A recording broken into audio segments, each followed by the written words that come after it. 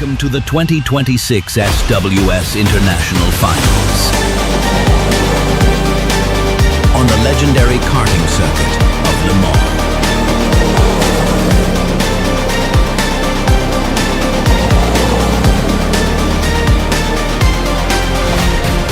The ultimate battle.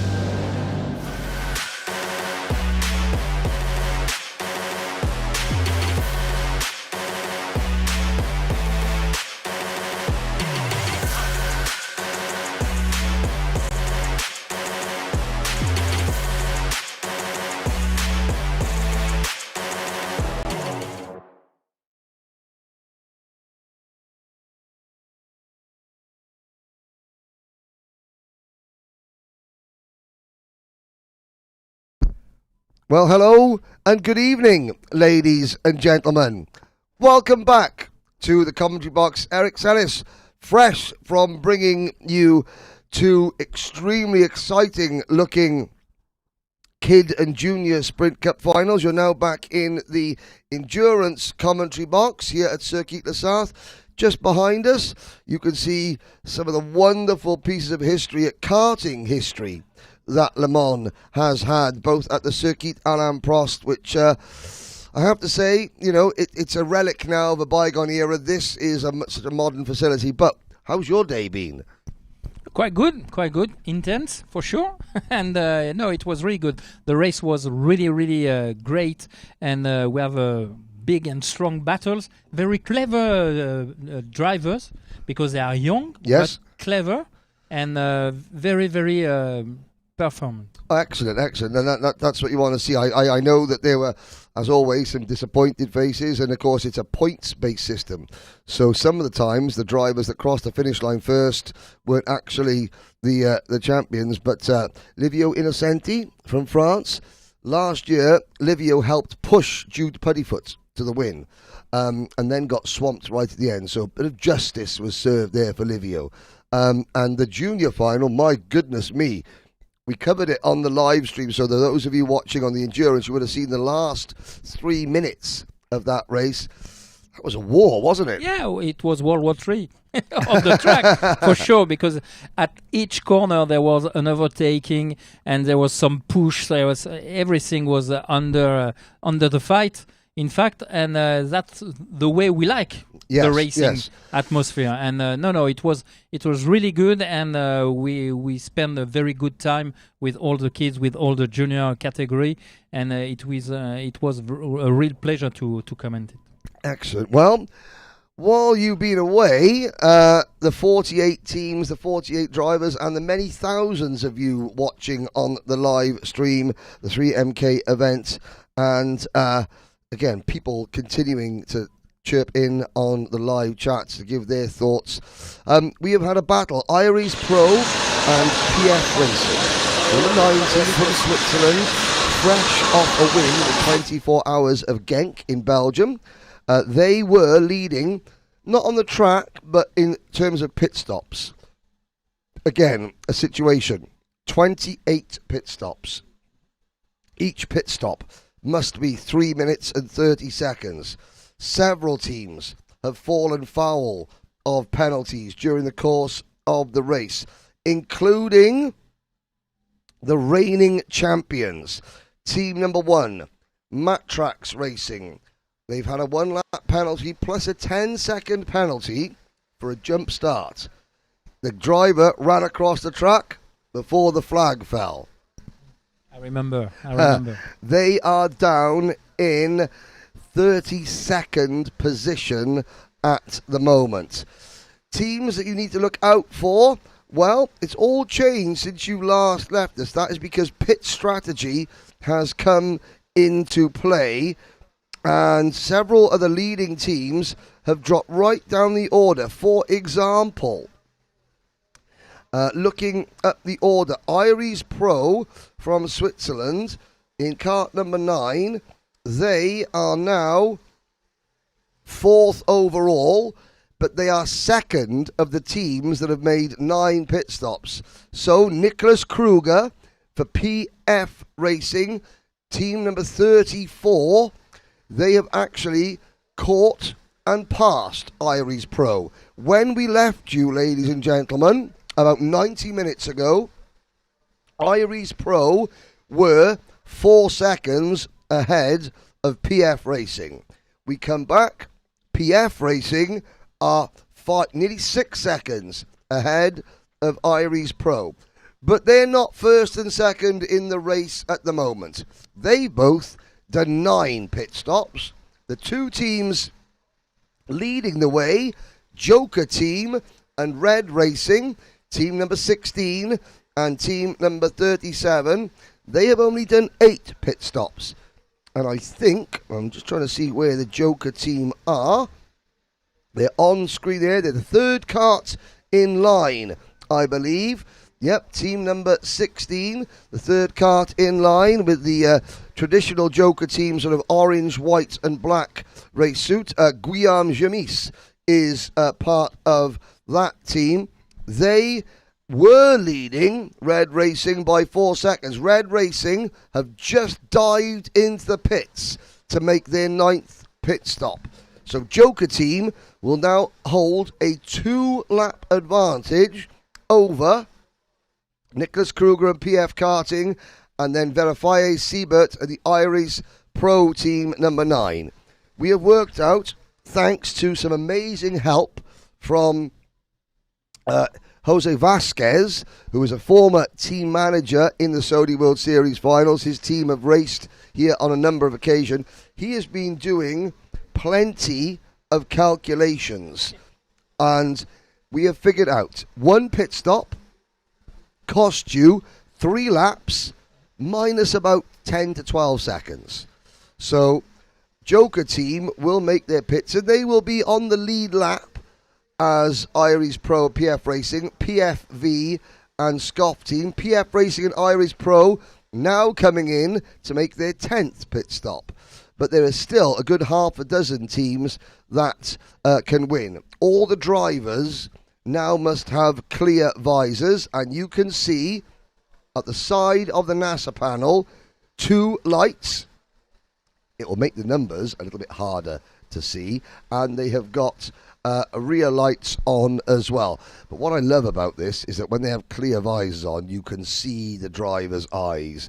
Our Sergio has been chomping at the bits to get out there on our mobile camera and get some nice up-close footage of the driver's eyes as we race into the night here at Le Mans. And I finished the previous broadcast, and you can maybe add to this by saying that if you're here at the circuit, evening, it's a beautiful, still, warm summer's evening. The sun is now setting behind the start-finish line of the main Le Mans racetrack. This is where you should go out into the woods, to the racetrack, and listen to the ghosts, listen to the engines of a bygone era, isn't it? Yeah, for sure. And we will see what's going to happen, because now that the sun is decreasing, the air condition will be better for performance for sure. Track temperature will cool down. At the middle of the afternoon, it was quite hot out there. It was mainly 30 degrees. On the track, we have maybe 40, 45 degrees on the track. So it was really, really difficult to manage. A lot of people complain about the heat. Yes, I talked with one of my friends. He's running the number 14 team, Infinity team. They are now in 6th position. Yes. And he said that it was a very, very difficult condition on the heat this afternoon. And they are waiting for the night, because they said, okay, we can have fresh air. We can manage on a better way the tires. The engine will be run maybe more efficiency. So I guess it will be interesting to see what's going to happen during the night. And you can see the 14 kart is leading the pack of on the circuit. Yeah, on the circuit. Yeah. Well, they're in a real battle. Yeah. Because they are just 1/10 of a second in front of kart 21. So let's have a look. So he's ahead. Yes, and there's Leclerc's automobile right behind them. That is a real battle for position.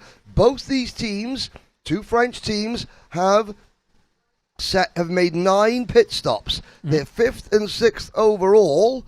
There are a couple of teams ahead of them. So this is in reality, when all things are shaken out, this is probably still a battle for the top 10. And the Joker team are right behind them, trying to put them 3 laps down.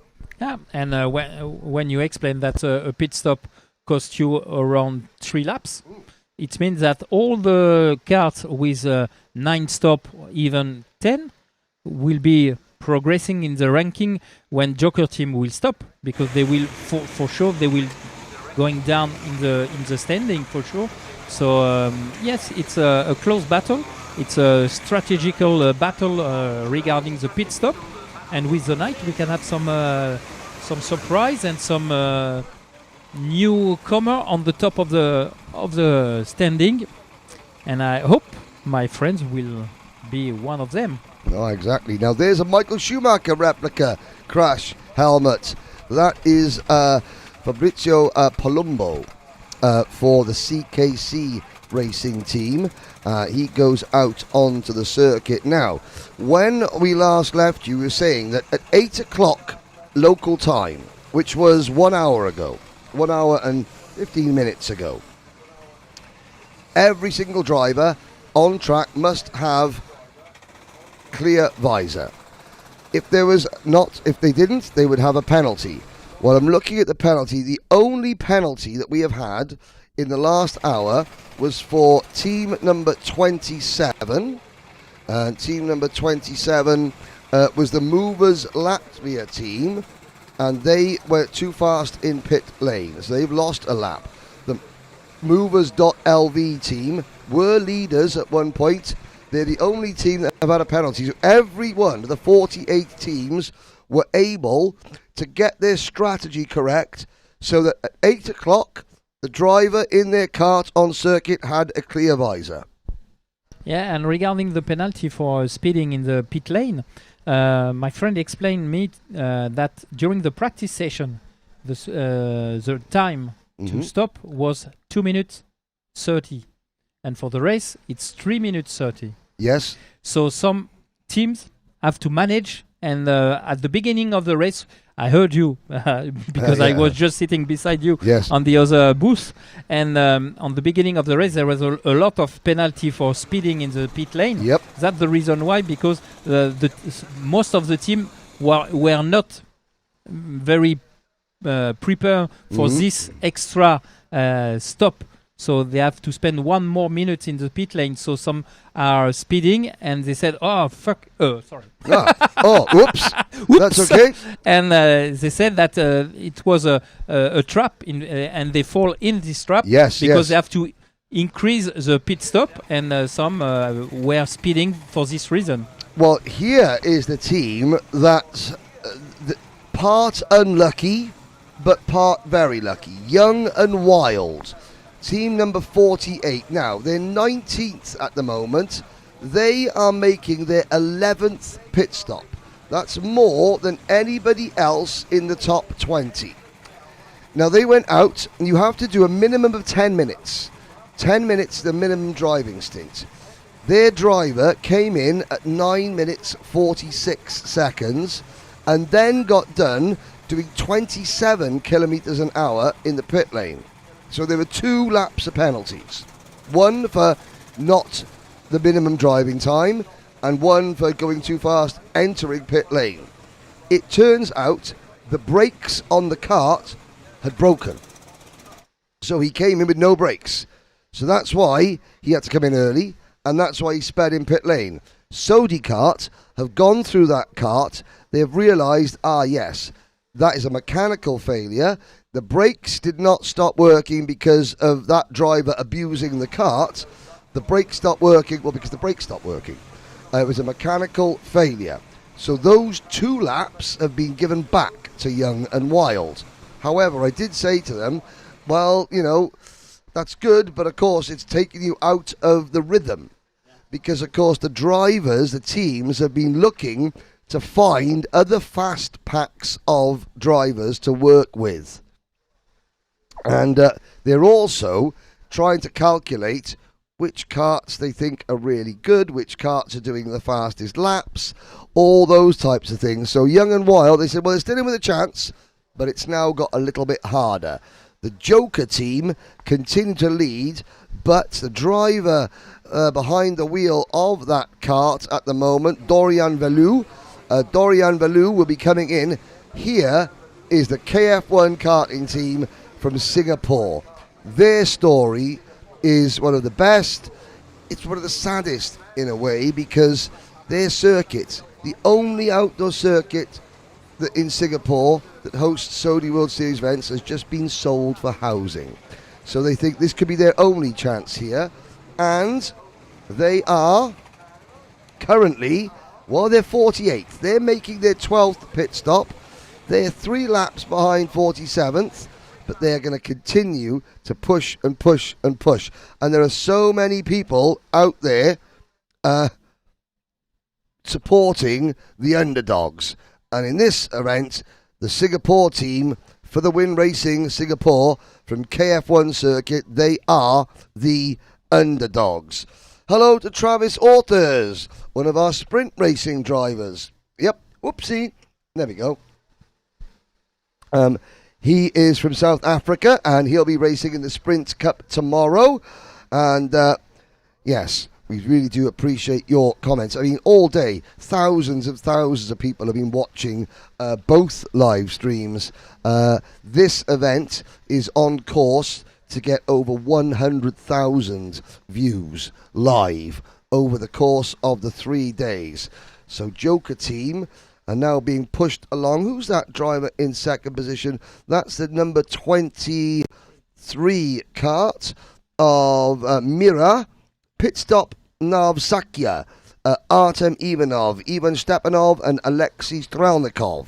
The United Nations of karting. That would be driving for a neutral territory. Joker team are in the pits. Joker team and PFV are in the pits. Now, that will promote Remy Loth back into pole position. Oh, well, back into top position. Remy Loth, pole position, led into turn number 1, got to turn number 3, ran wide, did a full 360 on the grass, finished lap 1, 46th. Has climbed back up. Remy Loth and the Scoff H team. We spoke to Remy's mum. We spoke to Remy's sister. They've been helping Remy get over that disappointment. Well, Remy has now got his team back into what will be first position, and they will be 3 seconds in front of team number 37, Red Racing. There's the Atlas team from Greece. Islands. I knew Sergio Big Guns would be down there. Look at the whites of the driver's eyes. Look at the concentration on the driver's eyes, ladies and gentlemen. As they go, and this is also good to double check if anyone's got a tinted visor on. There'll be no doubt the penalties. Now there is Iris Pro. We think, are second overall when things carry out. And Dylan Authors, hello once again, Dylan. Dylan and I had a lively discussion, but all is fair in love, war and karting. And yes, be good to see Dylan be good to see a South African team here. Maybe, Dylan, you need to get my friend Kyle Lawrence and Commentator's Curse, the podcast. Get in the comment section of Commentator's Curse, the South African karting podcast, and tell Kyle Lawrence he needs to come and try and qualify and get a team together with yourself and Travis to try and qualify for this event next year. There you go. Now, let's have a look. Atlas Karting go through again. There's Marco Zippoli, third on the road, 3.8 seconds behind Remy Loth. And that's about to become second on the road because the Joker team are still in the pits.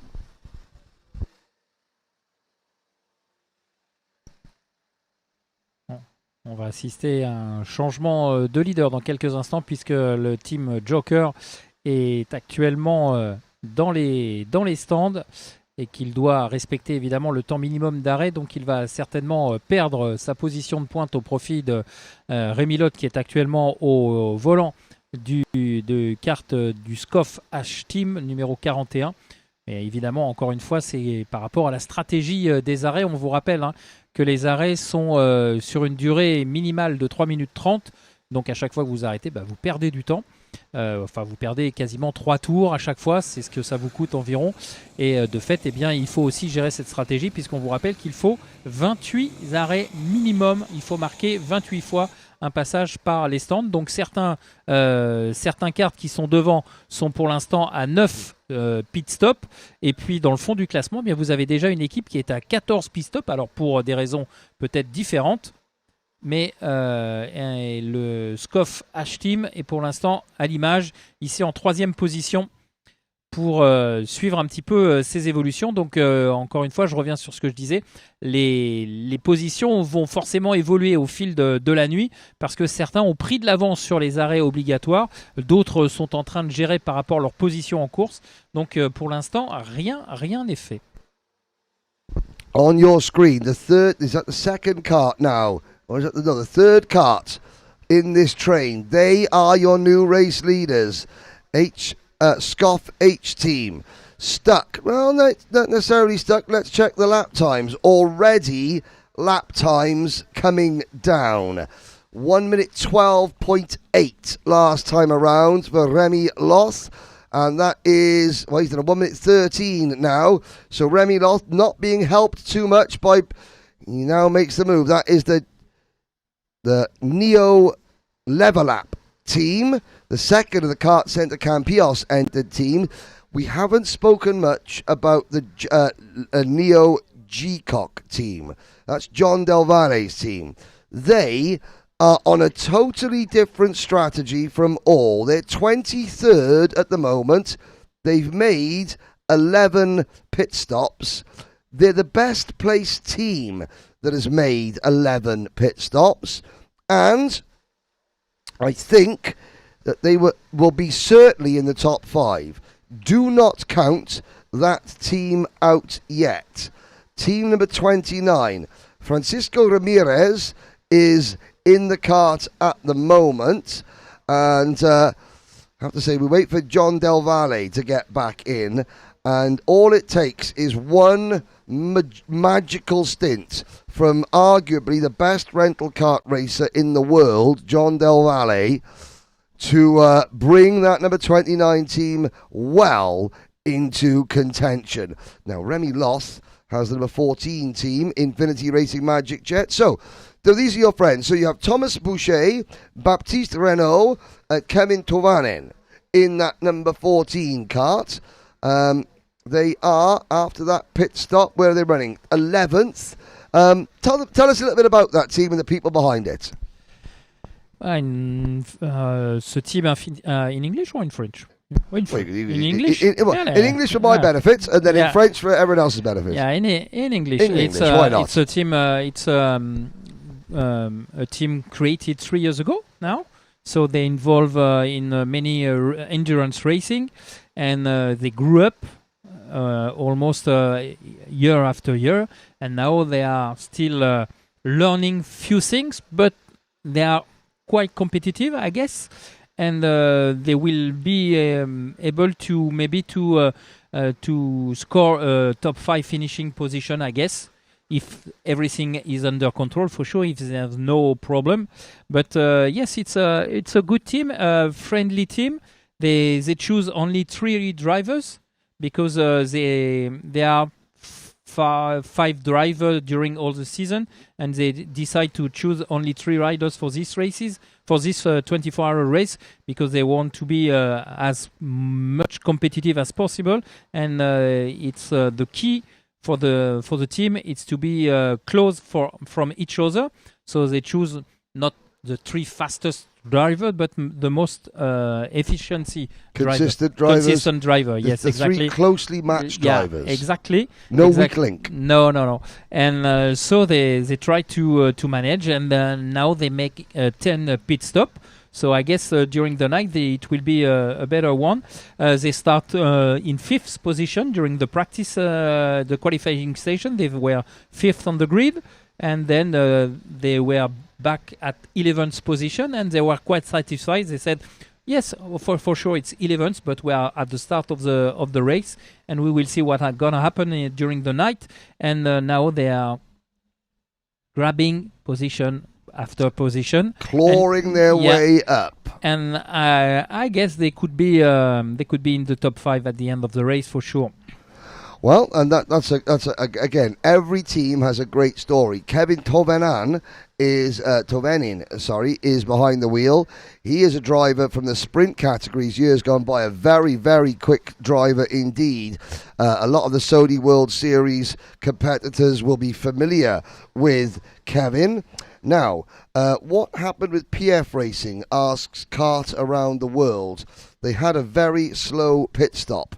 By very slow pit stop, PF Racing, Dennis Holler behind the wheel. Yes, well, they did. I don't know what happened. It's a very, very good point, because they were ahead of Iris Pro by 5 seconds. They're now 21 seconds behind. That is something that I will investigate when I go down. A 3-minute 53 second pit stop. Maybe, that tells me that they got to the end of pit lane and then suddenly realised there was a problem. Maybe it could be something as simple as a lot of them use their smartphones with apps on the steering wheel. Could it be the wrong visor? Who knows? We'll try and find out, because in about 15 minutes, I'm going to go down into pit lane and have a wander around to chat to a few people. We did chat with PF Racing already, so maybe that's one thing that I will go down and ask. In fact, there's 2 of us up here now. I'm going to go and I'm just for Kart Around the World, I am going to go and inquire. But Scoff H team lead by 0.7 of a second. So the 41 kart leads the 16 kart. So Joker team, they were leading. They've now pitted again. And here they are, 0.7 of a second. There's your leader. I'm going to go down and find out while Eric Sellis takes you through the next little piece of the race. Voilà, on voit sur l'image actuellement le numéro 41 qui a repris les commandes de la course avec seulement 7 dixièmes d'avance sur le Joker Team. Donc vous voyez, on est encore très très proche, et là ces 2 équipes sont à égalité en termes d'arrêt au stand. Ce sont encore les rares équipes à ne comptabiliser que 9 arrêts au stand, alors que la majorité des équipes est à 10, voire au-delà, comme je vous le disais. Et tout à l'heure, Henry nous expliquait également qu'il y avait une équipe qui était aux alentours d'un 11e ou 12e pit stop, et qui avait décidé justement de prendre cette stratégie de s'arrêter assez souvent pour pouvoir ensuite peut-être gérer une fin de course de façon totalement différente, parce que là encore, les arrêts au stand font partie de la stratégie de course. Et puis il faut savoir que lorsque vous arrêtez pour ravitailler, la procédure est la suivante, c'est que le pilote qui va prendre le relais attend dans la zone de ravitaillement, mais bien évidemment il ne repart pas avec le kart de son coéquipier, il repart avec un autre kart. Comme ça permet tout au long de la course de voir les équipes évoluer avec des cartes différents, ce qui fait que des fois on peut avoir de bonnes surprises, des fois on peut avoir de mauvaises surprises, et ce qui permet un petit peu de niveler les niveaux de cartes, parce qu'à la base il faut savoir que tous ces cartes sont des cartes Saudi Kart qui sont totalement neuves, totalement préparées pour cette course, et que en fonction des aléas de la course, certains peuvent peut-être fonctionner un tout petit peu moins bien que d'autres, en fonction du kart que vous récupérez. Si le pilote qui était au volant avant a été un petit peu trop généreux, a un peu trop attaqué, finalement le capital pneumatique de votre kart va être un petit peu moins performant. Il va peut-être y avoir aussi un petit peu de jeu dans la direction parce que si le pilote attaque trop, monte trop sur les vibreurs, etc., ça peut déséquilibrer un petit peu le kart. Donc en fait, tout au long de la course, il va y avoir également ce principe du tirage au sort en quelque sorte. On va donc devoir composer avec le kart que l'on vous redonne entre les mains, et des fois ça peut expliquer bien certaines différences entre les pilotes parce que le kart, un coup il fonctionne mieux, un coup il fonctionne moins bien, mais en tout cas voilà, ça permet à tout le monde d'être sur un même pied d'égalité. Et puis il faut savoir que normalement à mi-course on va également changer la monte pneumatique des karts, c'est-à-dire que tous les karts repartiront avec un set de pneus neufs pour la deuxième partie de ces 24 heures. Voilà donc pour les petites explications techniques en ce qui concerne cette course de 24 heures. Pour l'heure, vous le voyez, eh bien, Rémi Lotte qui est au volant, pardon, du kart numéro 41, eh bien, est en train de creuser un petit peu l'écart. Désormais, on est presque à 3 secondes d'écart entre le 41 et le numéro 16. Actually, the gap is increasing between the leader and the second team on track. Rémi Lotte is faster than Raphaël Coville, actually. The gap is increasing. It was only 7/10 of a second a few minutes ago, and now it's almost 3 seconds. So, here's a story. Your comeback. I have. Well, I went down to find out why PF Racing have had such a slow pit stop. Well, here is the story. Now, what you will have seen the pit lane system. The driver who exits the circuit comes in, the cart that they're in is refueled, and then they are put into one of 3 lanes. That driver then gets out. The new driver is put into a cart at the front of one of those 3 lanes, selected at random by SodiCart. The normal procedure is that then the number plate with the transponder attached is put on the new cart.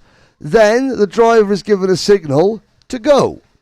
Dennis Holler, we're not sure whether the marshal signalled him to go before his transponder and his number plate was put on, or whether in the midst of the tension, Dennis, who is a world champion in rental kart racing, went.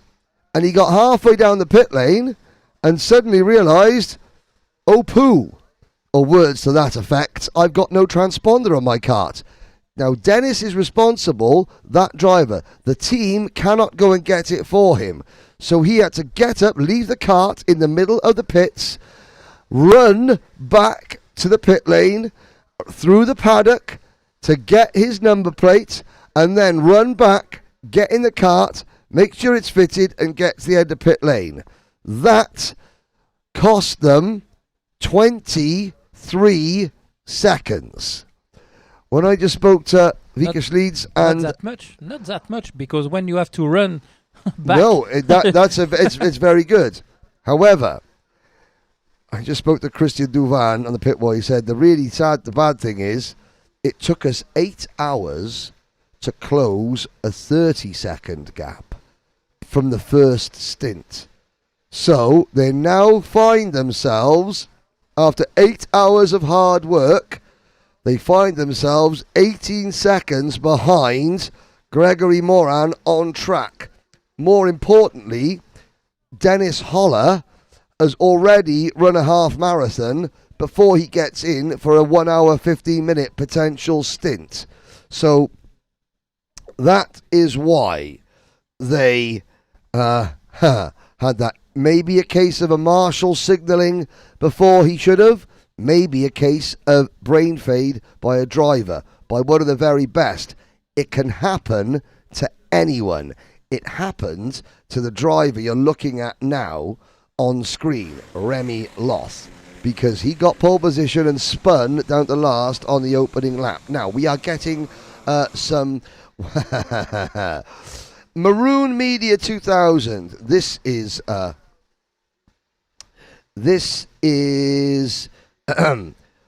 one of the new things that we have that you will not be aware of yet, Eric.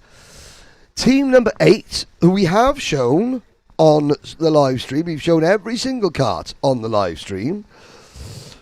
Team 8 are from Croatia, and they are called Danger Zone.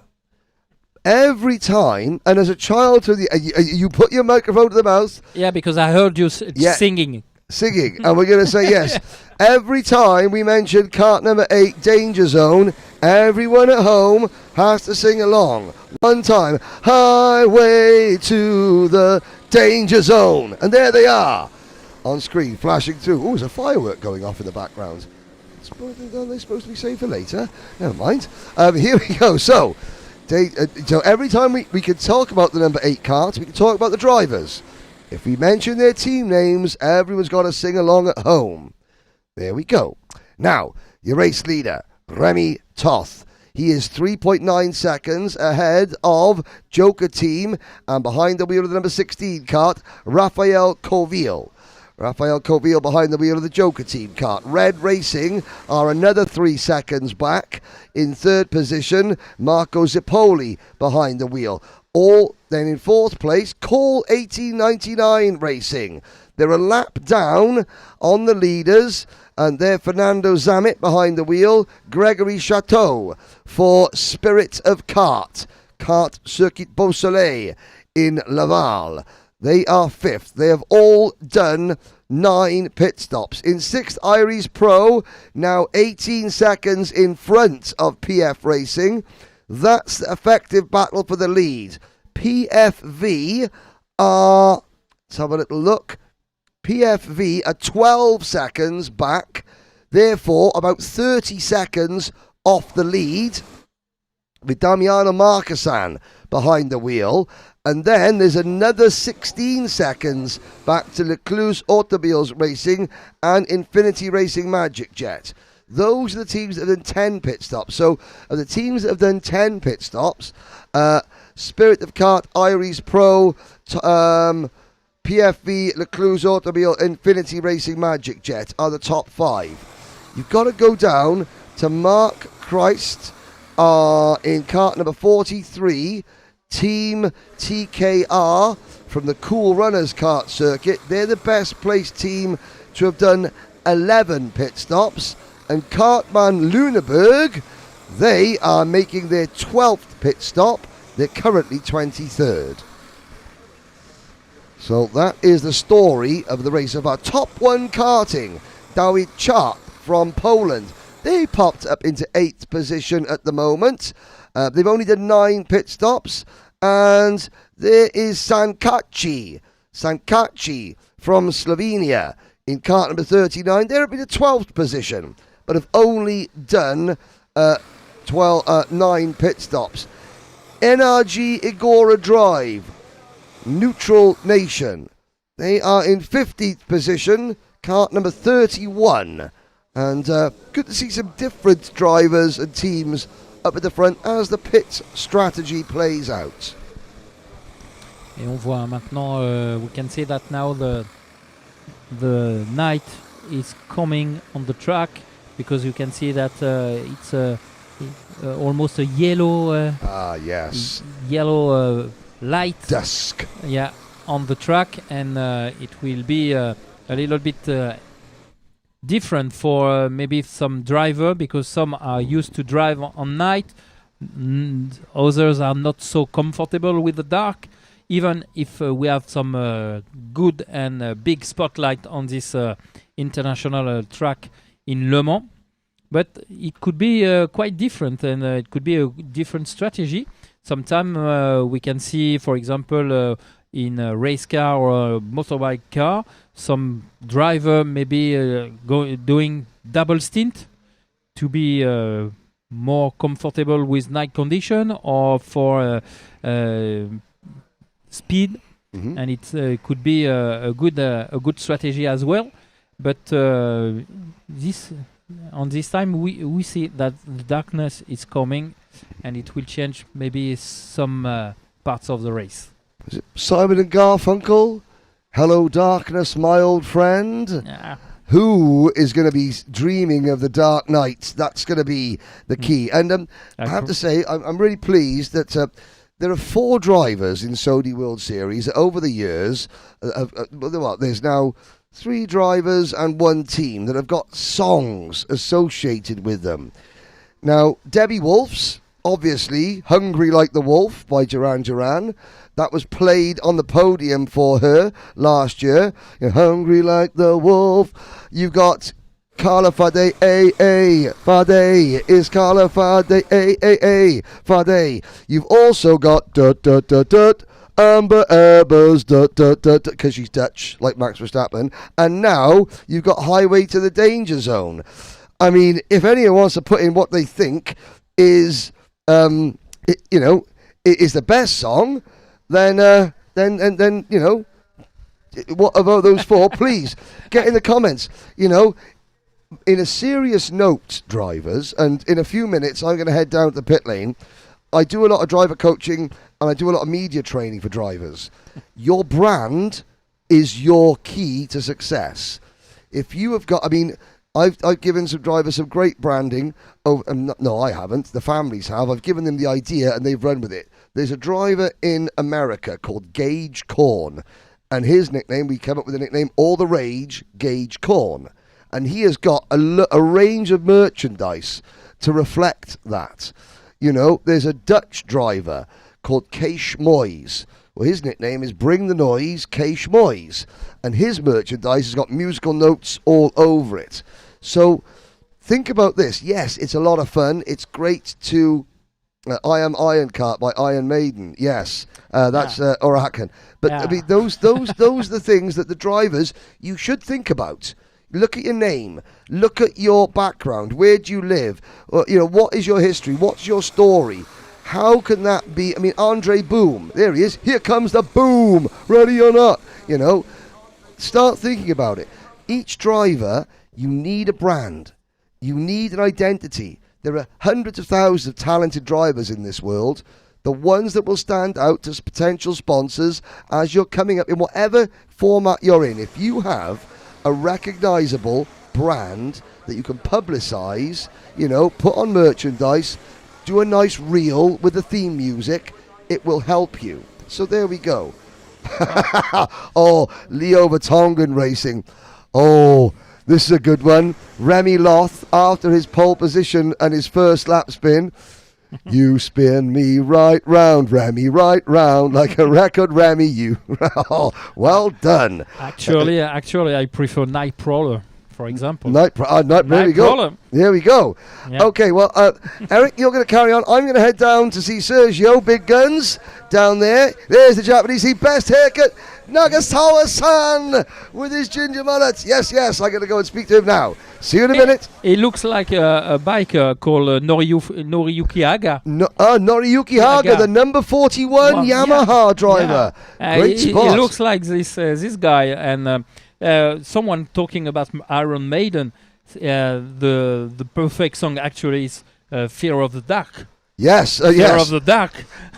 Not bring your daughter to the slaughter. Tell you what, no. Okay, Eric, you carry on, and I will be down in the pit lane, and at some point someone will come in and tap you on the shoulder, and then I'll take over as we'll speak to some of the amazing people that make this so much. And we will go down every pit lane during the course of this 3 hours. We did half of it this afternoon. We'll do the other half this evening. Don't you worry. Ok, donc Henry vient d'expliquer qu'il va descendre dans la voie des stands pour aller un petit peu aux nouvelles des différentes équipes, évidemment. Tout à l'heure, il a fait la première moitié de la voie des stands. Là, dans quelques instants, il va descendre. Et il va évidemment prendre des nouvelles de la deuxième partie de cette voie des stands. Dans quelques instants, on le retrouvera évidemment au micro avec des invités, donc avec les participants de cette édition des 24 heures du Mans, du SWS, ici sur le circuit international de karting du Mans. Pour l'instant, en tête, c'est toujours le SCOF H Team qui mène les débats, mais attention, parce que les 4 premières équipes en haut du classement sont des équipes qui n'ont fait que 9 passages par la voie des stands, alors que quasiment tous ceux qui sont derrière, hormis le top 1 karting qui est actuellement 7e me semble-t-il, eh bien et lui aussi à 9 passages par la voie descente. Sinon globalement la grosse majorité est à minimum 10 arrêts. Donc pour l'instant un classement encore un petit peu on va dire à prendre avec des pincettes, si l'on peut s'exprimer ainsi, parce que même si on sait que ce sont des teams qui sont performants, ils doivent encore se réajuster par rapport aux autres équipes qui ont effectué des arrêts supplémentaires. Là aussi, encore une fois, on insiste là-dessus, mais c'est vraiment la clé de cette course d'endurance, sachant qu'il faut marquer à minima, enfin en tout cas on espère pas plus, parce que ça voudrait dire qu'il y ait des problèmes, mais 28 arrêts. Donc 28 arrêts, ça veut dire qu'il faut évidemment se caler un petit peu en stratégie, définir un plan. C'est pour ça qu'on a vu aussi des équipes s'arrêter prématurément. Henry l'a expliqué tout à l'heure, il y a un minimum de roulage. Lorsqu'on reprend la piste, on ne peut pas s'arrêter avant au moins 10 minutes passées sur la piste pour éviter évidemment d'enchaîner les arrêts et ensuite de pouvoir eh bien, faire une course totalement débridée. Non, ça ne fonctionne pas comme ça. Il y a quand même des garde-fous sur cette épreuve. Mais en tout cas, c'est encore une fois des points à prendre en considération. Et certainement qu'au fil de la course, au fil de la nuit, eh bien, les stratégies vont se réajuster. Pour l'heure, juste une petite information pour vous dire que tout à l'heure on vous disait qu'il avait fait très chaud aujourd'hui. Et bien au niveau des écrans de la direction de course, et bien la température extérieure est toujours à 25 degrés. Donc on est encore sur des températures très très agréables. Et évidemment, il y a de l'inertie entre la température dans l'air, la température ambiante et la température sur la piste. Donc bien sûr que la température de la piste va baisser dans quelques heures maintenant, mais elle va évidemment baisser beaucoup moins vite. Voilà pourquoi aussi sur les courses d'endurance, généralement, on a des chronos qui descendent lorsqu'on arrive au petit matin, entre 5h et 7h. C'est aussi le créneau où des fois c'est le plus difficile pour les pilotes, parce qu'on a l'impression qu'on a fait le plus dur, le jour se lève, on se dit que finalement le plus dur est derrière nous, et c'est souvent des fois là qu'on observe des fois des petites erreurs de pilotage, des petites erreurs de stratégie. Donc il faudra surveiller tout ça. On n'en est pas encore là. Il nous reste 48 minutes encore à parcourir avant d'entamer la deuxième partie de la course. Parce que oui, dans 40 minutes, nous aurons parcouru 12 heures de course. So, 48 minutes remains to reach the half part of the race. We will be racing from 12 hours now. And so 48 minutes to go before the middle of the race. And at the front of the race, it's still Remy Lott who is leading. He's leading with a gap of 9 3/10 of a second gap ahead of Red Racing. But once again, we have to take in consideration that the three cars in front of the race had only made 9 pit stops instead of 10 for the rest of the pack, and even 11 or 13 pit stops for some team. But at the front, the 3 first cars are only under 9 pit stops.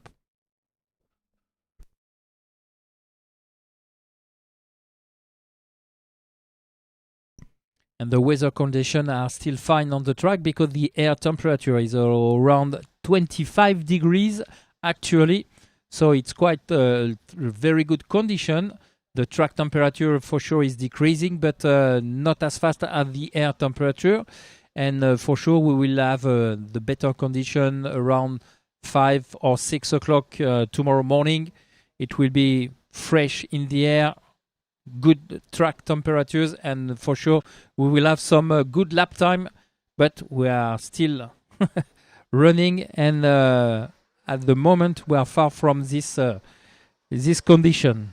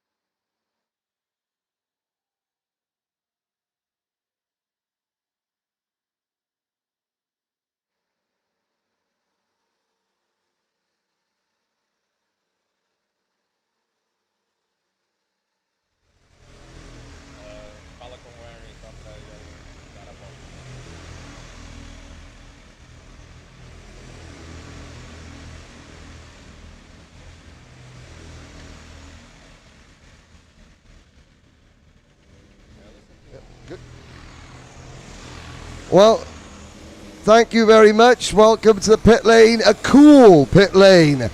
Now, it's great to have new nations represented in the endurance race. One of our new nations, our next garage down on our pit lane tour, is from Georgia, Parabolika. Hello, Anton. Tell us a little bit about Parabolika, because I know there's a play on words between the last corner at Monza and drinking alcohol. Yeah, kind of. We are kind of, we love racing and we love fast good corners like here in Le Mans. That's why we called in the name of the corner. Yeah, and we actually not only Georgian team, we also represent Armenia here because we race in both countries. And last year we won championships in both countries as well. I'm looking to see where you are. 26th at the moment. Now, for a new team, that is a really, really good performance, I have to say. What are you looking for at the end of this race? Optimistically, we are aiming for top 10, obviously, but it's definitely above our level. So we are hopefully we will be in top 50%. So it's kind of good result for a new team, right? Yep. Well, the top 50% of a 48 car field is 24th. Currently at 26, only a little bit of work to do. I want to just show, thank you very much, Anton. Now, we're in a musical vein here. Many people of you that have a certain age won't remember this guy. Have you ever heard of a guy called Weird Al Yankovic? He's the guy that does all the fake songs. He takes like a pop song and then redoes the words.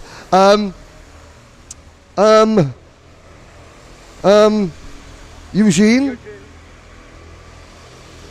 All I'm going to say, have you ever seen Eugene and Weird Al Yankovic in the same place? Weird Al Yankovic. Look him up. Eugene. Hello, Achil. Hello. Have you ever known that this guy looks like Weird Al Yankovic, the pop star? No. Look him up. Never seen these two people in the same place. How's it going? Pretty tough, but it's our first time here, and that's amazing. Excellent. Now, it's been a very hot day. Your neck, with that mullet, must be boiling. Yeah. Thank you very much. We'll move on. Our next thing, thank you to Parabolika. Now, Paraboliki, there we go. There is the number 18 cart going through. A nice wave. Pag and Pastina. Someone's having a bit of snack there. Tell you what, let's have a little lay down, shall we? It's all right. It's okay. How's it going? In Italian. Sta andando così così. Very good, very good. We're having a snoozy at the moment. I say scusi. There's the rest of the team. Here we go. Uno che sale in greti, chiama uno che sale. Bring someone else over. They got to lie down. Come on. This is the team. He's going to get up. I'll tell you what. At least he's lying on the ground. Come on over here. Right. It's all right. I'll get up. It's not a problem. Abandon me. Abandon me. So, Honolulu Racing, Fabio Creti. Hello, Fabio and Papa Creti at home. Are you having fun in your first Saudi World Series endurance? It's very great this year. And we hope to make a great result. P36 at the moment. Now, I'm not being rude, and I'm going to put my phone down. Let's have a look at this logo here. There we go. Honolulu Racing, Fabio Creti, one of Italy's most colourful karting characters. He does some driver coaching for you, doesn't he, Fabio Creti? Fabio Creti is my teacher, my coach. Your coach. My coach. Well, there we go. He hasn't coached you, but you haven't got flowers round your neck like Fabio always has. Always has flowers. Yes, it's okay. Sense of humour not translates. But hello, Fabio. Good luck to Pag and Pig and what's it called? Pag and Pastina. What does Pag and Pastina mean? Pag is the main sponsor of our team. Okay, again, we go back to sponsorship. Let's have a look. We have got multiple different sponsors on the cart. The teams look good. So, you know, there's a brand, nice and colourful. And, Pag and Pastina. What do Pag and Pastina do? What do they make? Who are they? I don't know. You don't know. It doesn't matter. All he knows is they give them money to go racing. Thank you very much, Pag and Pastina. There we go. Now let's go down into the front part of the pit lane. And here we go. NRG Igora Drive. Okay. Come this way. Come this way. Ah, my friend. Look. Now, as you can see, come this way. No, you've got to come out there. Right. NRG Igora Drive. Above them, there is no national flag. Then I will leave you to your own imagination to where you guys come from. However, in karting, we're all one big global family. The last few years for you and the team have been very tough. But when you come here every year, how does the karting community make you feel welcome? Because you're all just racers, yes? Yes, the karting community is wonderful. We are for the third time here, and we are very glad to be the part of this holiday, of this race. You said the word holiday, and that's good, isn't it? Holiday, it's a good word. Now, tell us a little bit about the symbol. That's a gladiator's helmet. Yep, that's basically the original idea of our team. We took the inspiration from the gladiators, and we just simply decided, what if we combine the main geographic landscape of our town, the Neva River, the indication that we're a racing team, and gladiators. And here we are, Energy Team.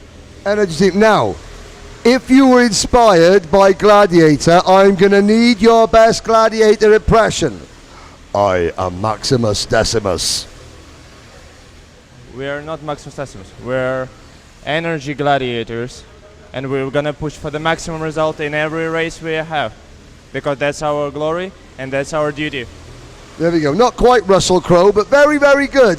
There we go. Hello to NRG Igora Drive. Oh, watch our backs. I forgot to mention, where are you running at the moment? We're currently competing. It's hard to guess because it's still not even half of the race. So everything can change at every moment. We're now focusing more on our pace than position, because that's the main thing in endurance racing. Consistency and stable race. 12th overall at the moment. Very good. That's pretty good, but we still hope for the better result, and we have all what it takes for this.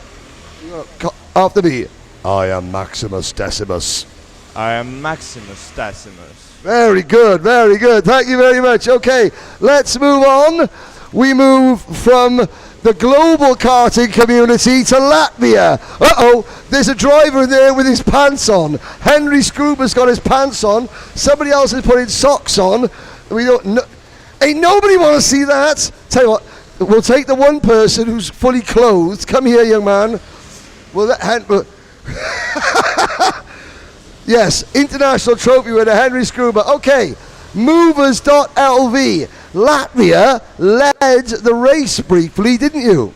Yeah, we did 2 times, but I mean, it was because we had fewer pits, but I mean, it's still good to lead the race.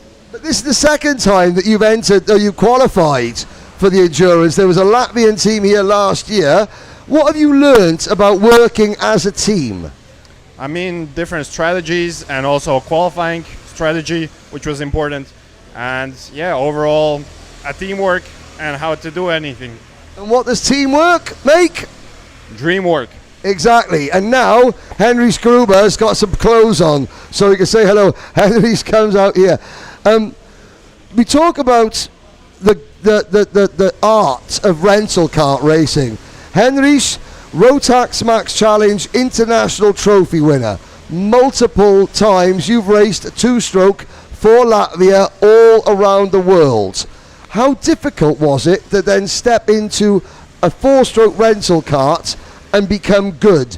Because it takes a lot of skill, but a different set of skills, doesn't it? Yeah, indeed. It is different. You need to adapt. There are some skills you can use from the fast go-karts I've driven before, like 25 years. You know, I have some things to do now. I left the Rotax, but the guys say, come on, join us for the long racing, for rental karts. I really don't like the sprint race. It's too boring for me maybe, but this is really cool. You know, the vibe of a team, all the strategy, and keep yourself because you drive a lot, so that's cool. Yeah, you need to change your driving style for sure, but that's still the fun part. And those guys, they really know how to drive with this thing. You try to be as fast as them, as the guys who drive, I don't know, millions of laps maybe. Millions and millions, yes. Sorry, a bug just flew in my eye. The bug life here in the evening in France is very good, so I got a bug in my eye. Oh why. We do have a call to give out. Now, somebody, Paddock, has stolen this man's cigarette lighter. Now, it's not acceptable. How can a racing driver, James Hunt style, refuel themselves without a cigarette lighter? So if you're the person watching this who has stolen Henry Scruber's cigarette lighter, give it back. Or if you've got a spare cigarette lighter, garage number 23, look, man's clamming for a cigarette. Thank you, Henry, for this announcement. You've just told your wife you quit, hadn't you? Yeah. No worries. He's quit again, it's okay. Sorry, thank you. Henry Scruber, ladies and gentlemen, in his family. Let's keep moving on. We're going to have a rundown. One of the most colourful teams, Mold Racing. This is Maurice Zurnikow, yes? Yeah, we're currently fighting for around the midfield positions. We had a really nice start today. Coming up from the back of the grid, 36th position up to P3 after 1 hour and a bit. But then we're quite unlucky with a lot of the cards we had. We have one driver that's a bit heavier than the rest of us. Nothing wrong with being heavier than anyone else. I'm joking. The problem is we're losing a bit of time when he drives. He's currently trying to get in the kart, but the problem... Was he too big to get in the kart? Oh, no. If he's too big to get in the kart, then he has got a problem. But we're coming into the pits like in 2 minutes. That's why he's getting in the kart. And he needs to drive most of his time at night because he loses less time during the night stints. Now that's a really important point you raise. So obviously you've got about 11 hours at night, 13 hours of daylight. Yeah. You have to choose your drivers according to things like weight. The engines like the evening temperature, it's cooler. The track temperature is great. Now the tyres get worn out. So heavier drivers may be better at night because it's so hot and slippery. Heavier drivers during the day when it was 45 degrees on track, they're sliding around a lot more, yes? Yes, exactly that. And especially when you have the more engine power during the night, he has an easier time getting out of the corner.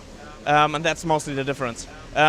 Here with a level track, it's not that big important. Last year at Campillo, for example, it was quite difficult for him to get up the hill during the daytime. Yes, so there we go. So these are things all these endurance teams have to figure out. To qualify for this event, these are the small details that you need to take account for. Thank you. Yeah, you're welcome. There we go. Have a nice walk through the pit lane. Have a nice, for this Moldova, Mold Racing, everybody. Now, here we go. Macaulay's, the first Japanese team to enter. It's like Cousin It, if you remember. Sunglasses on the back of his head, looking like this is the Macaulays, Team Morikawa, and they are from the F-Dream Hiratsuka circuit. Behind us, tell you what, drivers are getting ready. Mr. Nagasawa-san, hey, how are you? Okay, firstly, what a pleasure it has been to have you as a team in the sprint and in the endurance. You're having so much fun. Come this way. Come this way. Firstly, let's introduce ourselves to the audience, because on the driver parade last night, who was the driver that was jumping around doing their samurai impression? Who was that? Here. Okay, so tell us a little bit about. So, who are Macaulay's and how did you come to race here? Who's going to speak English? English? 楽しいっす。 Hun? 楽しいですね。 Okay, yep. How about that? So, first, okay, are we having fun? まあでみんなでレベルの高いレースを、国内で日本の中でやってきましたけど、やっぱりこのワールドというステージに僕たちが来られて本当に幸せに思ってます。 Well, normally when drivers communicate with me in non-English, I then pretend to mean what they understand and generally have a laugh. However, out of respect for the team and Japan and the amount of viewers from Japan, I will let you translate what Mr. Nagasawa-san has said in the live chat. But Japan, number one, yes? Yes, number one. Number one. Yes. Excellent. Most importantly, have fun. Yes? Have fun. Yes, fun, happy. Happy. Let's go. That is Team Macaulay's from Japan. Now, the very first team to suffer a penalty was Mirror Kart. Where are Mirror? Who have we got? Anyone from Mirror? Here we are. Mirror. He's on the phone at the moment. We'll wait. Talk amongst yourselves. Oh, you've noticed me, have you? Hello. Now.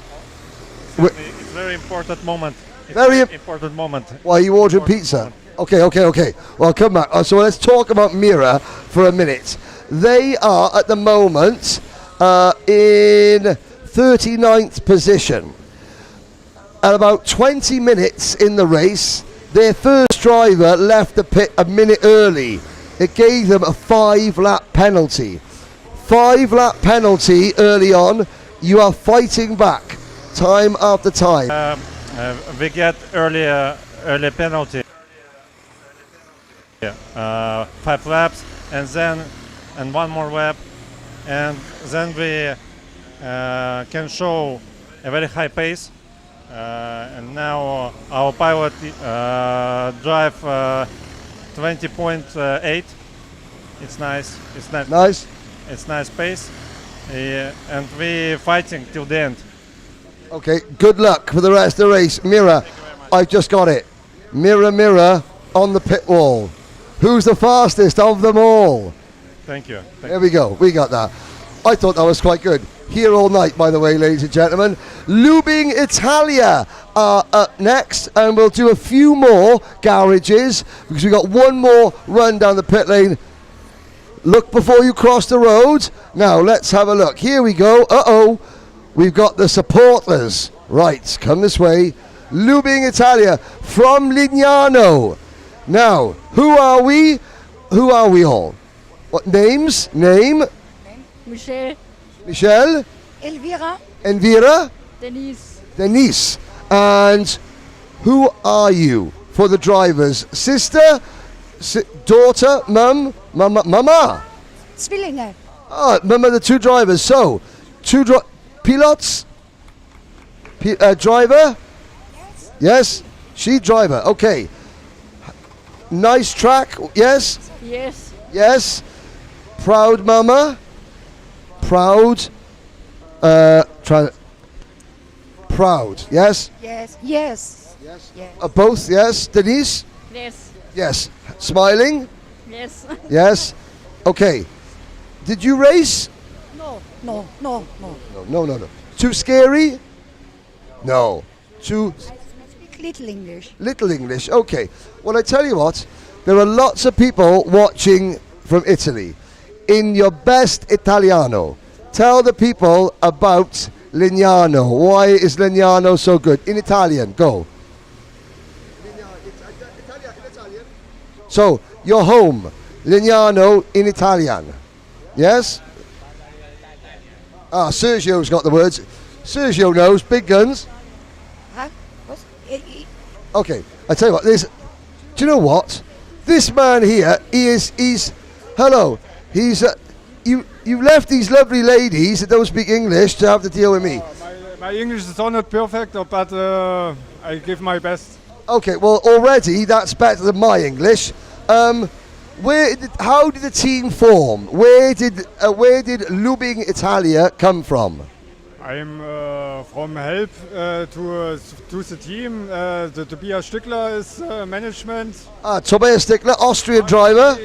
Tobias drive aktuell und normal ist Teamkollege ist hier der Dominik. And I help for tactic and funk. So, Italian team, Austrian or German? German. German manager, Austrian driver, multinational. Proud mama. Yes? Okay, thank you. Well, as car crash interviews went, as they go, that was a car crash. Never mind, we'll move on. Now, the French, Lecluse Automobile Racing. They are based here at Le Mans. Lecluse, step forward. He's got his Ijak Hadjar shirt on. This is your home circuit, yes? Yes, it is. So very exciting to have our home race here, and yes, with such a high level here is great. I know. When you have it, and you've got Sergio, look at the support we've got here now. So who have we got here? Who are all the supporters? So yeah, since it's our home race, we are very lucky to have a lot of people, a lot of the family of Anthony, the Maximilien, our fourth driver, Jean, our teammates, a lot of support from a lot of friends, a lot of family that are here. So yes, it's a special moment when it's your home race. It is. Special. It is. Now, look at this. There's someone hiding. She's filming, but she doesn't want to be on camera. Look at that behind there. Oh, she's gone. She was hiding. Who was that? Oh, it's my girlfriend's friend. Your girlfriend's friend. Okay, where's your girlfriend? Come on, girlfriend. Come this way. Because, this is, and again, partners are so supportive. You have given up your week to come and support your boyfriend's racing. Now, that is so important seriously, that's so important for a driver, isn't it? Yes, it's the second time in 4 years that she is coming to support me, so it's a special moment, and I'm glad to have her by my side. So only the second time in 4 years you've come karting? My bad, sorry. No, but again, it makes it even more special. Yes, of course, but we just do try to not add extra pressure on us and just enjoy the moment, because we know it's once in a lifetime, so we just enjoy it. Exactly, and that's the key thing, once in a lifetime. Now, Sergio, let's have a little look. Look at all these people. We're going to say hello to everyone. Hello. Hello. Hello, who are you? I'm fine, and you? I'm very good, very good. Now, we'll come across the track. Here they all are. Look at this. Hello. Hola. Hello. Hello. Oh, brilliant. Hello. Hello. Hello. Hello. We'll move across. Hello. Hello. Hello. Are we shot? Hello. We're going to wave. Hello. Hello. Oh, there we go. Now, these are all family members. Family members of who? Who is your driver? For Lecluse Automobiles. So, the whole family here. Local team, local track. The girlfriends have come out for the second time. We have got friends, family members. Now, do you want to say Lecluse for the win? Lecluse? No? No, okay. Now, how old are you? How old? 6. So, next year, you could start racing go-karts just like this. Oui? Oui. Oui, oui, indeed. A future champion. Happiness comes in a go-kart at Le Mans. There we go. Say au revoir. Goodbye. Bye. We got a bit shy. Are we gonna say have a little wave? Bye. Bye. We're not sure. There we go. Okay. Now, we're gonna move on. I tell you what, we're gonna do one more garage and then bring this to the end. You're not missing anything on track. Trust me, we're gonna go back up to Eric now, but we've only got one more run down pit lane at the end of this before the midnight comes, and we want to get every team in. I'm going to move out of the way so I don't get run over. Hi, Adam Ben Hadj. There we go. KMRS Racing. KMRS Racing, here we go. I'm going to knock. Somebody's knocking at the door. Come out here, KMRS Racing. Okay. Belgian from Marienborg. Are you having a good run so far? For the moment, yeah. The beginning of the race was not too easy, but we do the best, and we see what we can do in the night.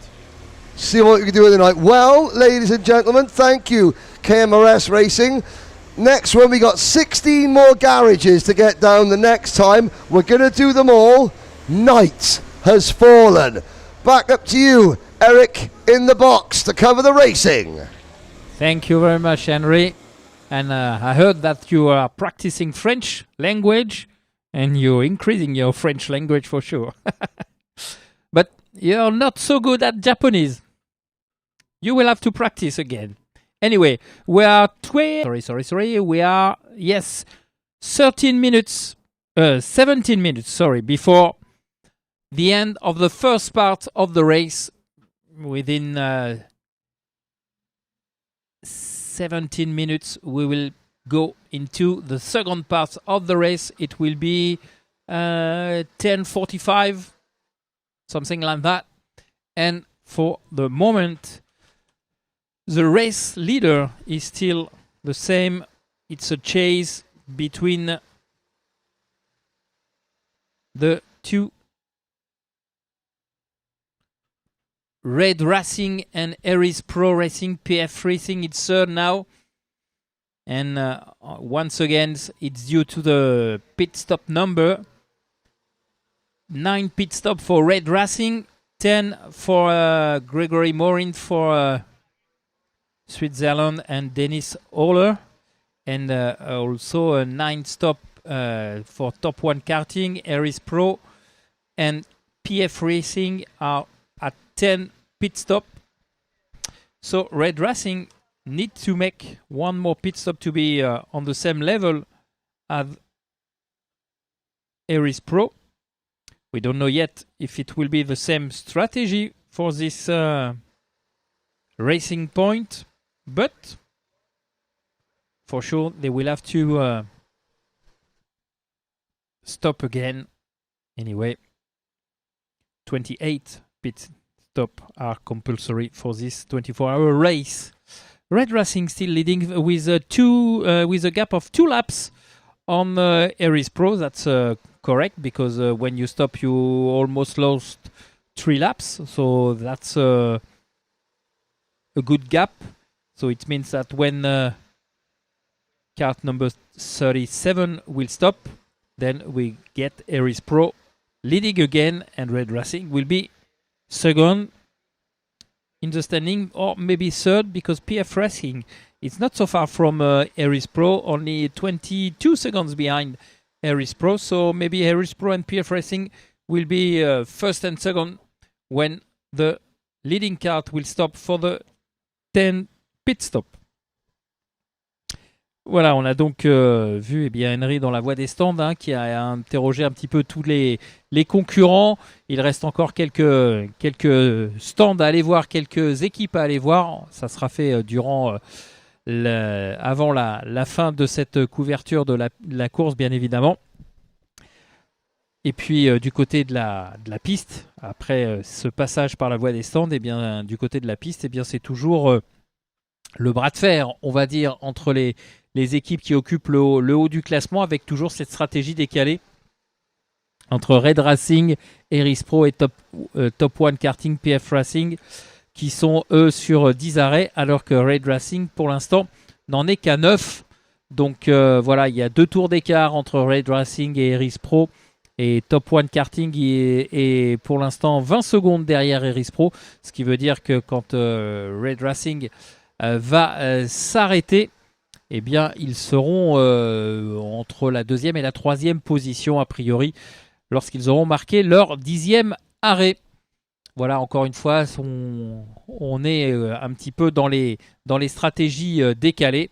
Mais normalement, tout ça devrait se réajuster au fur et à mesure que la course avance, puisque maintenant, dans moins d'un quart d'heure, dans 14 minutes très précisément, eh bien, nous basculerons dans la deuxième moitié de cette course de 24 heures, puisque nous aurons déjà parcouru 12 heures de course. Nous sommes à 11h47 minutes actuellement. 11h47 minutes de course. Donc voilà qui devrait nous réserver de belles surprises pour la deuxième partie de cette course et durant la nuit. Une chose est sûre, la météo va rester stable. Donc ça, c'est une très très bonne chose pour l'ensemble des pilotes engagés sur cette épreuve de 24 heures. Ça, c'est l'avantage. Les conditions seront parfaites, je vous le disais tout à l'heure, au petit matin pour soigner les chronos. Mais en tout cas, ce qui est sûr, c'est qu'il n'y aura pas de changement d'adhérence dû à la pluie ou à une humidité qui pourrait être peut-être présente en début de matinée. On verra ça. Mais en tout cas, globalement, les conditions vont rester vraiment très très favorables et on pourrait peut-être, pourquoi pas, avoir peut-être un record de distance. Sait-on jamais. Pour l'instant, l'équipage de tête a parcouru 553 tours actuellement pour le Red Racing. Donc 553 tours déjà de couvert par l'équipe qui est en haut de la hiérarchie. So, 553 laps for the Red Racing leading kart. And I was saying that the perfect weather condition today will be the perfect condition during the night. No change on the track, no rain expected. Maybe some humidity at the beginning of the day around 6 o'clock, but for sure it will be a perfect condition for racing during the night. The weather condition will be fine and the temperature will fine as well, around 15-20 degrees during the night, maybe less than 15, but it's not sure. So it will be a real, we can say, a real pleasure to race during the night here at Le Mans International Karting Circuit. And it will be for sure very interesting to follow. So we have now the leading kart stop in the pit lane for his pit stop. It will be his 10th pit stop of the race. So Red Racing will rejoin the race, normally in third position. We will see if I'm right or not, because Eris Pro will be leading and PF Racing is closing the gap between Eris Pro and themselves. The gap was more than 20 seconds few laps ago, and now it's only 15 seconds. Regarding the first French team, it's a Joker team, French team, now standing in fourth position. Lecluse Automobile Racing is actually seventh, and ISO team is actually standing in 8th position.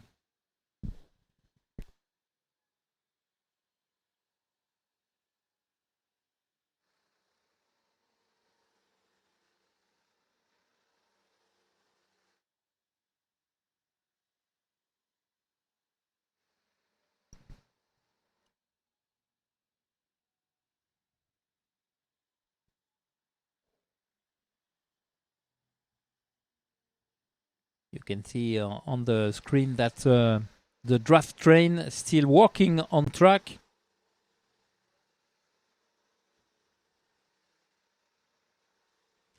And with two lights beside the plate number, it's not so easy to see the number plate.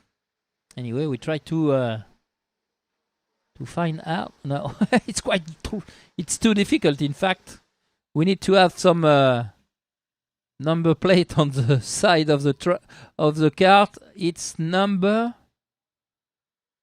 8. I guess it's number 8 actually on the screen. Number 8, number 8, number 8. It's a danger zone cart. Is now on 17th position, but it's. I hope it's 8. I'm not sure because it is 8. Yes.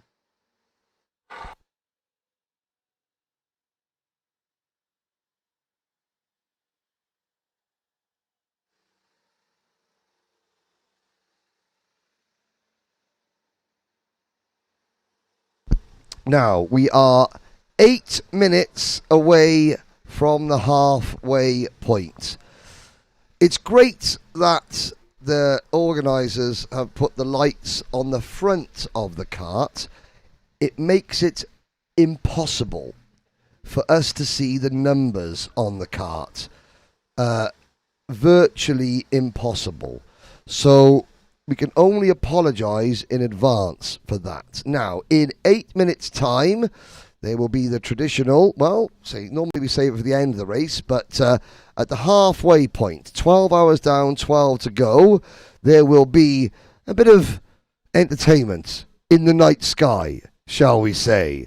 So that is coming up very, very soon. We will try and say, now, the race leader, number 37, Red Racing, there they are, coming off. They're just out of picture there, coming down the Chemin au Boeuf Straight. Now, is that the number 37 cart? It is at the front of the field. Joker Team are, Joker Team are there as well. Now, that is the number 6. I can't see the number. That is very frustrating. That looking at the back of the race suit to try and recognise the logo, and I think that is going into turn number 1. That would be, and try to see who that is. If I click on this button, will that work? Nope. Let's try. Going down. So that is the 21 cart of Anthony Chambrier that we were looking at. The Joker team have now made 10 pit stops. They are 2.7 seconds in front of Team PFV. Scoff H team are in the pits in third position. Red Racing have just returned to the track in P4. Lecluse Automobile run P5. Then Kirill Martelog for Aurum Racing is in the pits in 6th position at the moment, followed by ISO team. Haven't spoken much about ISO team. Sylvain Audibert, Malik Botrel, Valentin Bro, and Aurélien Mallet. The drivers behind the wheel of ISO team up to P7, and they have crept into contention. Now, Christian Dolvan has just returned onto the circuit behind the wheel of PF Racing. That is the number 20 cart, I think. I am sorry, ladies and gentlemen. Of course, last year they didn't have the lights on the front of the cart. We did say to the organisers, when it gets dark, we struggle to see the number plates. Is there anything you can do to help us see the number plates? That wasn't quite what we had in mind. It certainly makes the carts look a bit more spectacular. However, there's going to be a lot of guesswork going on. We do have on the Apex Timing live screens, as you can see, there is a track diagram with the dots of the kart circuit. In the commentary box, I am trying to hover the mouse or hover the mouse pad over the various dots to try and identify who we've got on circuit. Now, this is one of these carts is kart 37. This is red racing. So the first of these two karts, I am pretty sure, is red racing. They're going off into turn number 1 now. As we cut to a kart coming on, 2 karts coming on to the main straight. This is the number 6 kart, I think. That could be the Call 1899 Racing, or is that the Danger Zone kart? Highway to the... No, we'll do the singing when we actually know who we're talking about. We've got 4 minutes to go. The leaders, PFV, are in the pit lane. 557 laps have been completed. So this race will run to at least around well over 1,100 laps. Down the back straight, the Cheminot Booth straight, comes the number 37 kart. So this is leading the way, and it's the number 26 kart behind them. So Guillaume Jamy, Belgian driver, driving for an Italian team. The number 26 team travelling behind them, not on the same lap. That is the Motodrome Kula Racing team from Serbia, Berk Duman. Now, this is going to be good. There is a view from the number 38 kart heading out onto the circuit. RS Evolution, the Swiss team, Arnaud Coulon, Florian Garcia, and Amael Pereira. And now looking at the karts going through Curve des Duchamps. Under the 2 trees, you can see them there. One of them has been sadly shorn of all its foliage. And chasing there. Now, the lead battle, 9 seconds. Joker team, who is behind the wheel of the number 16 kart at the moment. That is Alexandre Berard.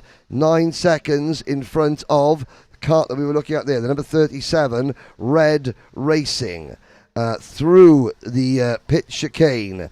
The 26 kart is next in line. A 4 kart train heading down the main straight. Also in that train, I'm just trying to see who else we have got in that battle. We have got Team TKR. The number 43 kart is in amongst those 4 karts, and they all run a little bit wide coming through turn number 2. They're closing in on, I think that's the number 27 team they are closing in on. That's the Movers.lv team, Latvia. Christoph Sauner, Heinrich Gruber, Chris Janzemskis, and Kaspars Ritums. But halfway home, Eric, 12 hours and it's night and it's been a boiling hot day. Your energy levels have been sapped. You know, you're either sunburnt or, you know, you're tired. Your feet are hurting. There's nowhere soft to rest your feet. It's, you know, concrete garage floors, concrete pit lane, metal kart seats, and you've still got 12 hours to go. It's a test of human endurance, driving endurance, mental endurance, physical endurance, hey, spiritual endurance as well. It's endurance. It's endurance. Yeah. Allez, 1 minute to go before the second part of the race.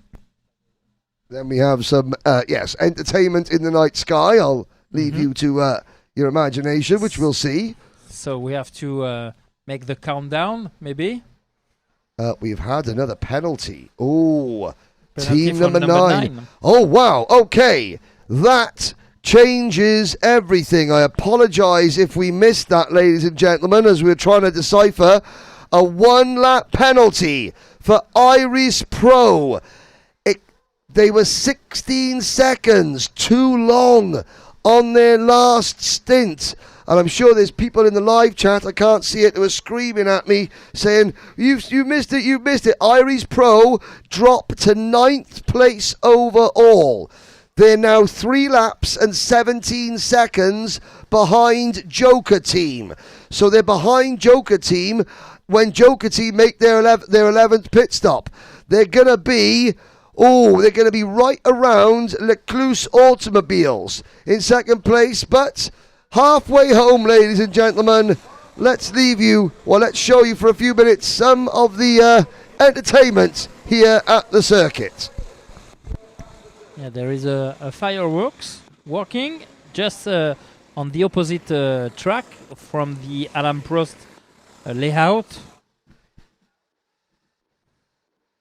So it doesn't mean that the race is over. Huh? Don't stop your car. It's only halfway through the race. Whoa, big one. Yes, Jose Vasquez, thank you for reminding us. Look at the penalties. Well, we'll look at the fireworks. We got there in the end. Halfway home, 561 laps in the books.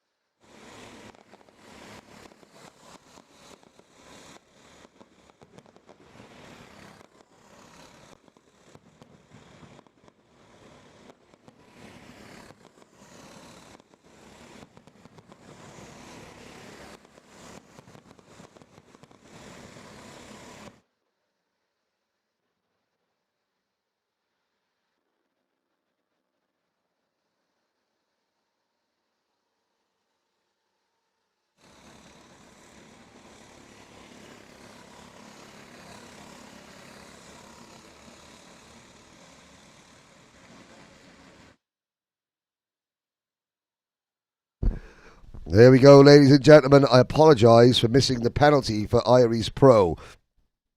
16 seconds. I think that will put them, well, still in the top 10 because we had about 10 karts on the lead lap. Now, with the gold crash helmet, I believe that is... Oh, let's have a look as we're looking at... people coming back from the banking after watching the fireworks. I think I will Jose L. Vasquez. I believe that 1 lap penalty for Iris Pro will put them, when all is said and done, I think that will put them about 8th. There is Young and Wild at the back of this particular line of karts. Young and Wild, who are... Where are Young and Wild? They've dropped down the order, but they are 27th at the moment. Danik Ostal. They've made 13 pit stops.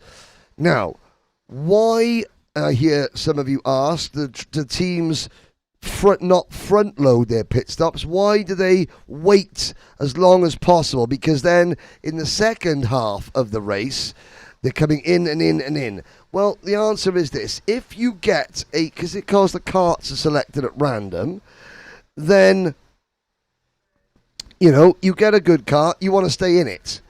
You want to save a few pit stops into the second half of the race so that, if when things are getting really, really intense, you suddenly get a bad kart, you could dive back in after 10 minutes and change it. So you want to leave a few pit stops in hand at the end and then hope that you get a good kart for your last stint. That is something that I haven't done a 24-hour kart race in the Saudi World Series. I've done one in my own karts, but of course we don't have that to factor in. You've just got the one kart. So maybe some of the people on the live chat who have competed in this event can explain why do teams generally save pit stops until the end. We've got 28 pit stops to make, so the first half of the race, the leaders have only made 10 pit stops. Looking down the order, who has done half their pit stops? One team, KRT Legacy Pro, done 15 pit stops. So have Ask Performance 360. The only other teams that have done half their pit stops, Pag and Pastina, Neo Level Up, Mold Racing. We have our Hungarian team, SKC, and also Vegas Velocity and For the Win Racing Singapore. They are the only teams that have done at least half of their pit stops. Why is that? I believe it's so that, if they suddenly, 18 hours into the race with 6 hours to go, get a bad kart, they can just there's a pit stop there. Because, of course, nobody wants to make more than 28 pit stops. 28 pit stops is the minimum. You don't want to make 29. If you made 29 pit stops, you did mess up your strategy. So, we're looking down. I think we have got about 10. They tried to get a hot box. You have to explain that because I did some hot boxing in university. But we're not allowed to talk about that because smoking is not really smiled upon. What is what do you mean by hot box, Mr. Vasquez? Okay, the reason they stay out for so long is that when you stay out for the max time, you get comfortable in the kart, you understand the kart, and you can get the best times. Understanding that if you change the kart every half an hour, then the drivers are learning that kart every time. So there we go. Now, that's a very, very good point as well by Dylan Authors. Pit stops. Would you not prefer to get the pit stops in during the heat of the day when the engines aren't running as smoothly or as fast and when the track is more slippery? That's a very good point. And we'll hand that over to to some of our other things. Yeah, why not? If the track... Okay, let's look at the lap times. The fastest lap of the race so far... Well, let's have a look. So, Joker team have just had a 1 minute 12.662. Their best lap of the race is a 1 minute 12.48. So they're lapping within 0.2 of a second of the fastest lap they've done all day. Now, other teams, a 1 minute 12.7 for PF Racing. That's just 0.2 off their best lap all day. Further back, and it's a very, very valid point. let's run long in the night when the kart is happier and the grip is better, and pit more during the day, because over the course of an hour and 10 minutes, for example, a tenth of a second a lap quicker, it adds up. It all adds up. So that is very, very good point indeed. Joker team lead by over a lap now, because we're looking at team number 15 coming into the pit. That's the Iron Kart team. That's an interesting story. So, every year, Saudi World Series put on the Iron Man Challenge. You can see there the Dubai Kartdrome logo, visor strip. That is David Tarian, I believe, Emco Racing, or is that Enrico Fruenal? We'll check. So they do. You race for 1 hour, and it's how many laps you do. It's the fastest lap over that hour, and there are competitions all around the world. And then they see all the Ironman competitions. Who are the drivers that did the fastest laps in there? And they pick the 4 best drivers out of that, or the 4 drivers that did the 4 fastest laps in their Ironman competition. Adam Benhaj, Enrico Fruenal, David Tarian, and Jake Ohanessian. They all happen to be based in Dubai. That's why they got the Dubai Kartdrome. There were other. That is a pure coincidence. What's the maximum stint length? 1 hour and 15 minutes. Travis authors. So they're put together. The Iron Kart team. They're 4 David Tarian, ex-Formula 3000 driver, and finished, I think, second or third in the World's Karting Championships back in the early to mid-90s. That's going to annoy me now, and I've got that fact somewhere in one of my notebooks. But they're very fast drivers, but they're not a team. They're down in 29th position. So, this is the importance of teamwork. 4 drivers who have all gone out and set the fastest lap time in a 1 hour Ironman race put together in a team. You'd think dream team. Not so, because they're not used to racing with one another. They haven't got that team ethic, the team spirit, the team experience. That's why those 4 drivers, as fast as they are not in the top 30. Teamwork is so important. The calculations. There are teams with spreadsheets trying to judge which are the faster karts, which are not, and timing their pit stops accordingly, even though Saudi Kart have got barriers and banners covering every fence so that you can't peek in to the pit area. There are teams around with binoculars. Some of them are looking at the quote unquote the screen at the end of pit lane. These teams, any advantage possible. It goes back to the famous the unfair advantage. Mark Donoghue. You look at the rule book. You look to say, well, what does it say I can't do? What does it say I can do? And then you work the grey areas. Now, there is a kart out there without a front lights on. A couple of karts have not got their front lights on. That's not the driver's problems. It's not the team's problems. You won't see drivers getting called in for penalties because of that. I think, hopefully, they've just said, let's help the commentator out. No, I'm joking. I'm sure they haven't. That's not a driver problem. They're not going to get penalties for that. Now, let's look at where we could be in terms of overall positions. PF Racing are the leaders. They have had their own problems. We talked about it earlier. Forgetting to put the number plate, the transponder on until they're halfway down pit lane, having to run back. Going to get it, catching, costing them 30 seconds. Great, beautiful shot from Sergio there. That sums up Le Mans 24-hour racing. The flags behind, the SWS logos, the karts heading towards you under an inky black sky. Absolutely beautiful. There's Matt Tracks Racing, the number 1 plate kart. We haven't spoken about them for a long time, and that is because after the first hour they have not been a factor. Yes, they've had a 1-lap penalty, but they're 26th overall, 9 laps off the race lead, having done 13 pit stops. Well, the leaders have done 10.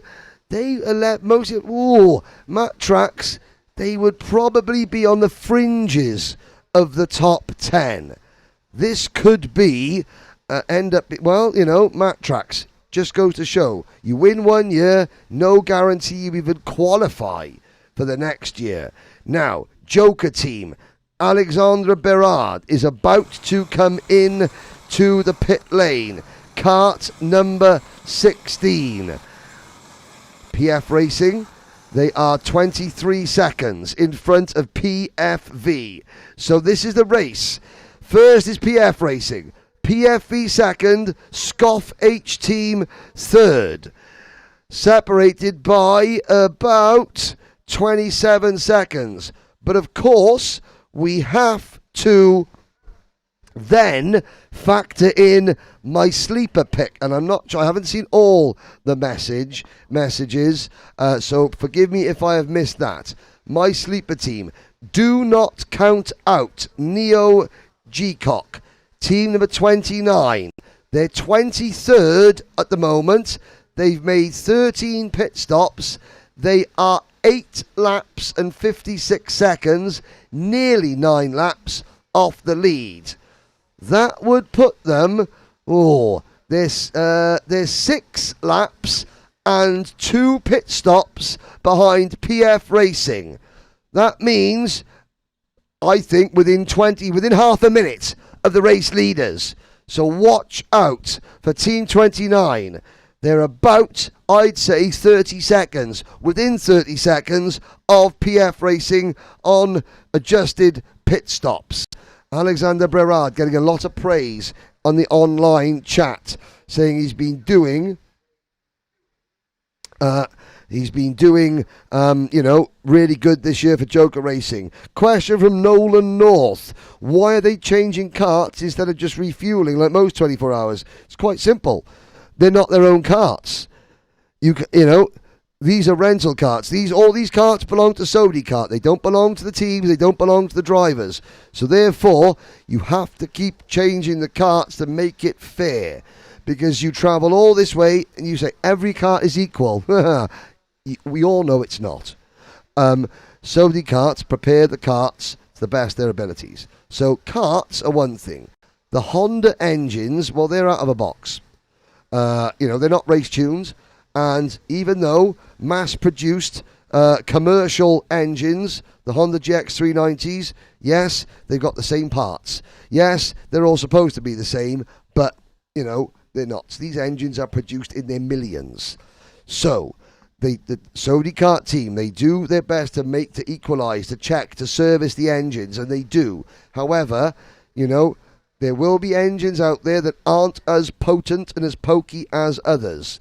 And there's, Honda aren't here, so they, they were, then there'd be a different kettle of fish. I wouldn't be saying this, because I would be dragged away by my scruff of my neck. So you have to change the karts all the time to make it fair. Every kart and driver weighs the same. They have a mandatory weight, so there's no advantage there. That's fair. You imagine you travel from the likes of Las Vegas or Singapore or Georgia or anywhere to France you've earned this right, and suddenly you get stuck with a kart that the engine just isn't as potent, or a kart that maybe is slightly twisted, you never know. Then your 24 hours is ruined just by the simple luck of the kart draw. That's not fair. That's why we change karts.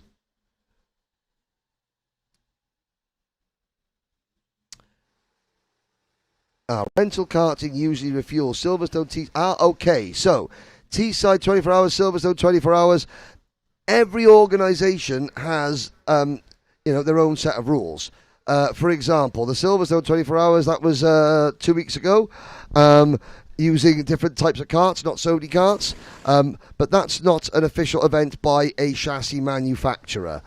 Teesside 24 hours, Bob Pope up at Langbar, which is what Teesside used to be called. You know, there's a different kettle of fish altogether. That's not a manufacturer or a chassis manufacturer backed championship. That is the Teesside Karting 24 hours.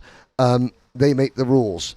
So there we go. This is obviously a manufacturer-backed Sodi World Series. Therefore, there's your answer. They refuel the karts when they pit. So there we go. There we go. Hope you're happy with those responses. Remember, there's no stupid question. Dylan Authors learnt that yesterday. And I'm so glad, Dylan, that you're participating. And again, I really hope to see South Africa better represented, with more drivers, more opportunities to qualify, in the future. And I said, if there's an endurance team out there, you give my friend Kyle Lawrence a ring. He can pedal a wagon. And, that'll get her done. Now, out towards the hairpin we go, or the banking we go. Rafael Covil in the pits. Christian Duvan is about to retake the lead. We have had several hours, ladies and gentlemen, of the actual race leaders not leading the race. Well, the first driver going through the hairpin there, black race suit, purple name on his back, Christian Duvan. That is your race leader on the road and in actuality when all is said and done. Behind him, what number kart is that behind Christian Duvan? We will get a number check on him. Oh, look at that steely eye glare. Waiting to go out. This is where you realise I've been here since 7 o'clock this morning. I've been at this circuit for 16 hours. Trent Maroney spot sighting, everybody. Man like Trent, we will speak to Nameless Motorsport in our next sojourn down the pit lane. But first sighting on the live stream of Man Like Maroney. There's the Apex karting team from Canada waiting to go out. So you can see there, this is fantastic. You can see the karts lined up in 3 different rows. Mrs. Race Director, Mrs. TV Producer rather, tell Sergio stay where he is. We're going to show you, the uninitiated, the people that are new, the procedure. 3 lines of karts. There are 48 karts on circuit, 9 karts waiting, not in use, and several others being worked on back there, being put in and out of rotation. All those karts are fully fueled, because when the driver comes in, you can see with the gentleman in the back of your screen with a green t-shirt on. Now, the refueling area is back there. When the drivers leave the circuit, they come in and they sit in the cart and then they refuel. Okay? So the cart's all brought in to this area with a full tank of petroleum.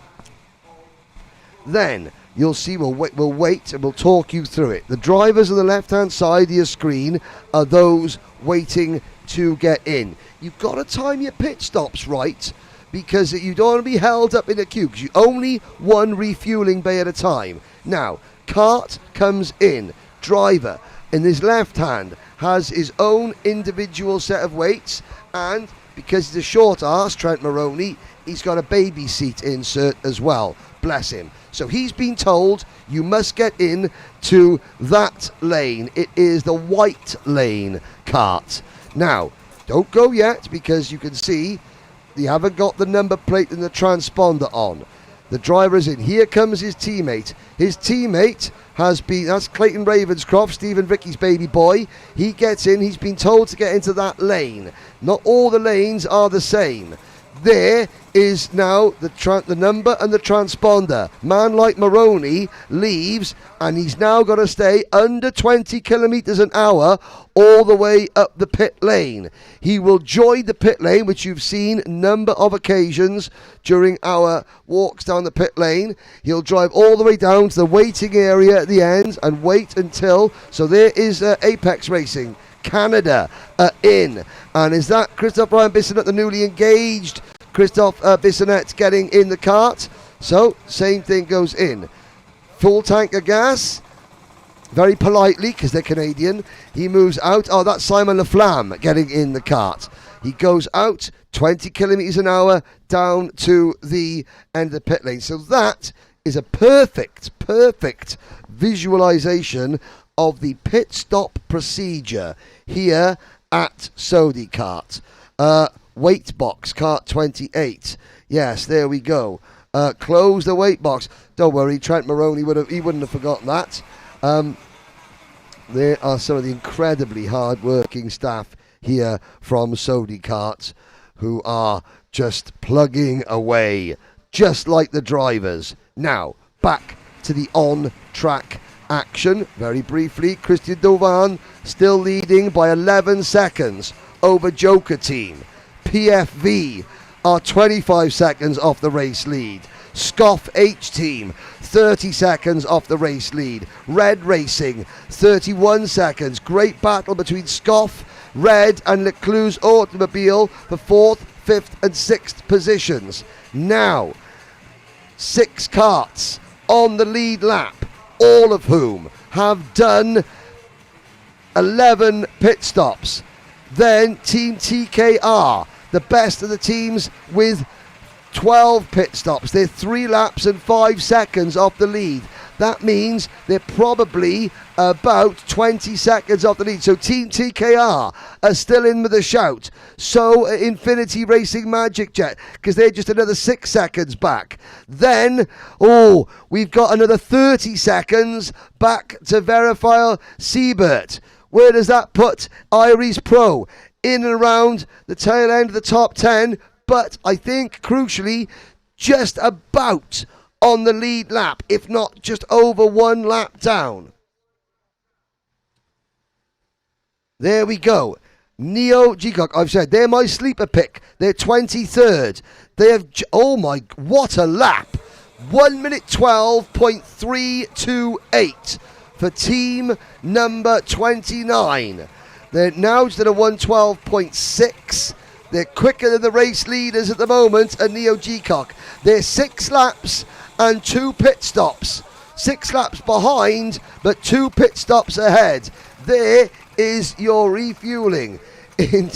And of course, at the back there you go. The team fueling, turning the chain, lubing the cart up. Always better with lube, don't forget. There is Neo Level Up. And there's a prop. So, that is not great. Well, it's not a disaster, but it's not great for team number 38. You don't want to be in too much of a queue. RS Evolution. Now, of course, you do wait at the end of the pits, but if you're the 3rd or 4th cart back, your pit stop is going to be longer than 3 minutes 30.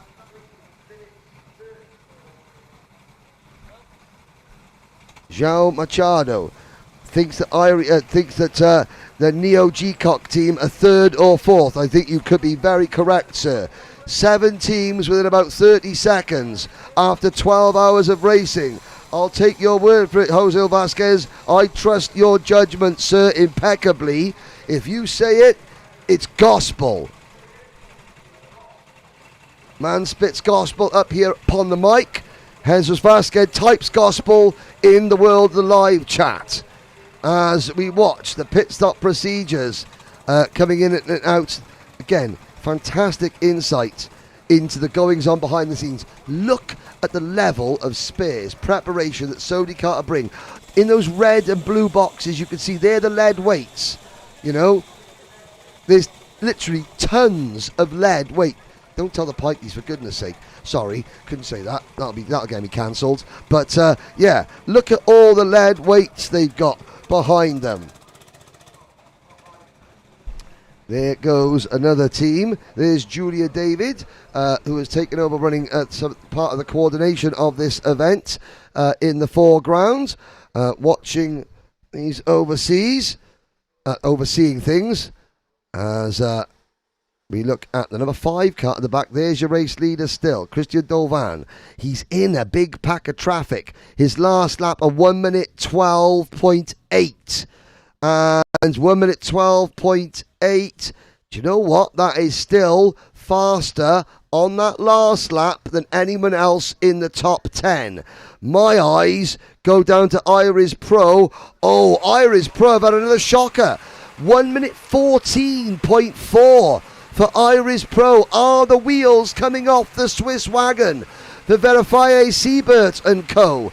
And then we look for Herman Sanchez Flora, a 112.8 there. There's, again, these are the drivers. There's Team Singapore. Team Singapore are still plugging away. They are 48th, 25 laps off the lead. They're 7 laps behind everybody else. It doesn't matter. They're going to be heartbroken. They said, we just don't want to finish last. You've still got 11 hours to go, but it's going to be down to other teams making mistakes. However, let us not forget, this is their first time away from the KF1 circuit. Their only track in Singapore, which has just been, well, the government have just reclaimed the land that circuit is on for housing, and they're not sure. They said, we think this is our only chance to race at Le Mans in the Saudi World Series final. They're going to come last unless something happens, but my word, they have been an incredible credit. They cheered for every nation louder at the drivers' parade than anyone else. I will say this, they cheered more than the French. And there's about 1 million French people here, and there's about 12 from Singapore. That is the level of pride that those young men and women have. And good luck to them, and I really do hope that somehow in Singapore there is a way that, not if KF1 circuit must close, that somebody with some deep pockets can buy them some land so they can carry on racing, not just Saudi World Series, but just racing karts. Just giving young kids and older men and women a chance to experience the love of go-karting in their own country. Now, there's the number 10 team coming through. That's the ISO team. Sylvain Audibert, Malik Potrel, Valentin Brio getting in the kart. Brio gets out. There is the Saudi kart official. They hand over the... Now, here's something else. On the steering wheel, that is a team thing. They have got their smartphone. There's a battery or something like that. Maybe somebody who knows a lot more about Saudi World Series endurance racing generally can tell me what is on that phone. Is it just a case of someone's smartphone with the live timing and scoring on there?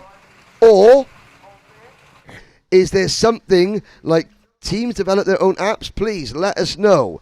Without giving away any trade secrets, what is on the screens that those drivers use? Because those are individual teams. They're not given out by the organisers. Not every team has got something on their steering wheel. So what would be on the database, on the data that the drivers are looking at during the race? Tell us, please. I'm very keen to know. The leader, Christian Dovan, checks over his shoulder, and he is being pushed along. Team number 5, Aurum Racing. They're having a really strong run, Aurum, from Ukraine. And I'm looking to see where Aurum are overall in kart number 5. They're 9th overall, 2 laps down. Behind the wheel of that kart, well, that'll be good because my live timing screen has now just stopped. Talk amongst yourselves, ladies and gentlemen. Trying to find out who's behind. Well, Aurum, it's going to be either Maxime Geronimus, who is the circuit owner of 2G Circuit, Viktor Koblitsky, Kirill Martelog, or Alexei Vetrenko. One of those drivers is getting in the kart. They're doing a great thing. Now, on the phone, you have different apps to get lap time data, deltas, if you approve or not. It's basically a micron for rentals. It tracks your GPS with lap times and really accurate data. That is, thank you very much. So this is like a specific app for Racebox GPS. Okay, well, you know, fair play to Racebox. There's Derek Ostendal going out for Young and Wild, your race leader on track. You'll have to excuse me. I'm trying to multitask, ladies and gentlemen. Look at the screen, speak gospel on the microphone, and then try and decipher a French laptop, historique, to try and reload timing and scoring. There she is. And we're back at PF Racing, 17 seconds now in front. And the driver of Kart 5 at the moment, that is Alexei Vetrenko. This is Alexei Vetrenko's first stint. Now, he talked to Mold Racing. Let's look at Vetrenko. Well, he said sometimes heavier drivers go out at night. Well, Alexei Vetrenko, he doesn't look particularly taller or wider or broader than anyone else, but obviously, as he tucks down, he likes racing at the night. He is pushing your race leader along. Aurum Racing are pushing the race leaders along. They're 2 laps down. They're probably in about the top 15. Ostadal. Hang on a second. Ostadal. Is that right? Okay.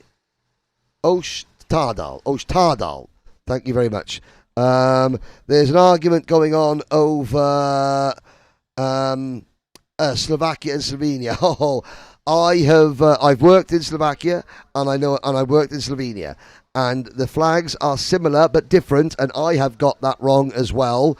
And I think I called the Slovenian flag Slovakian once, and my Slovenian friends gave me a look that sent shivers down my spine. So it's like someone saying when I'm English, and I'm not, I'm Welsh. I know the feeling. So it's all good fun, ladies and gentlemen.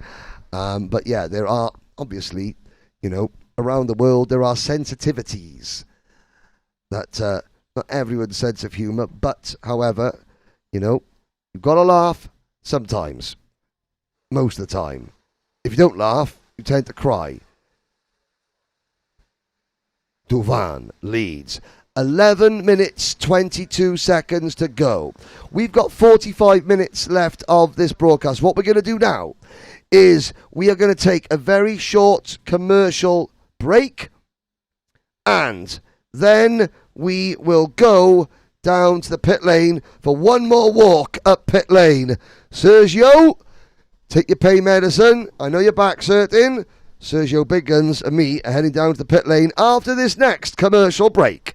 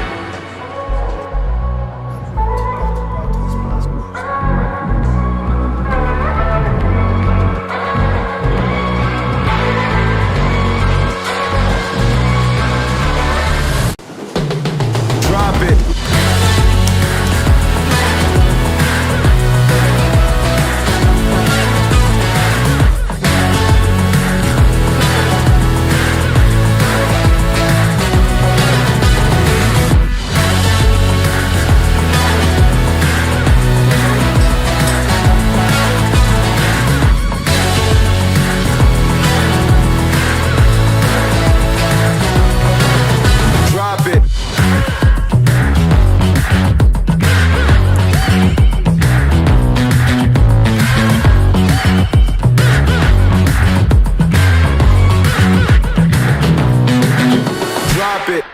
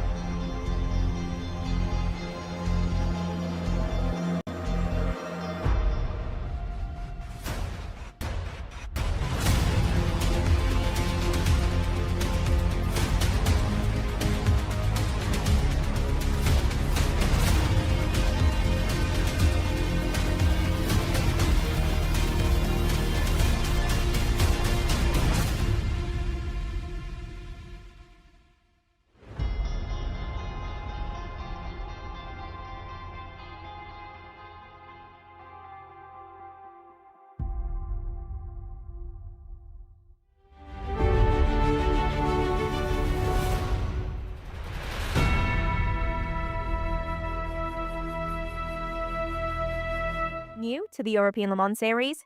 Here's what you need to know. The ELMS is Europe's top prototype endurance racing championship, featuring 6 4-hour races on iconic circuits.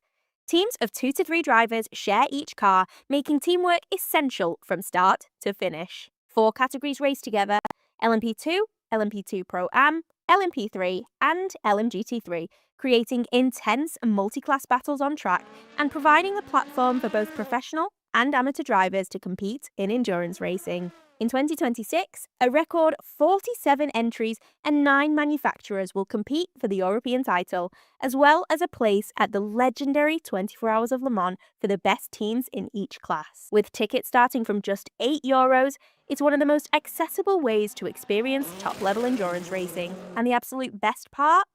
You can catch all of the thrilling action live and free worldwide on FIA WEC Plus.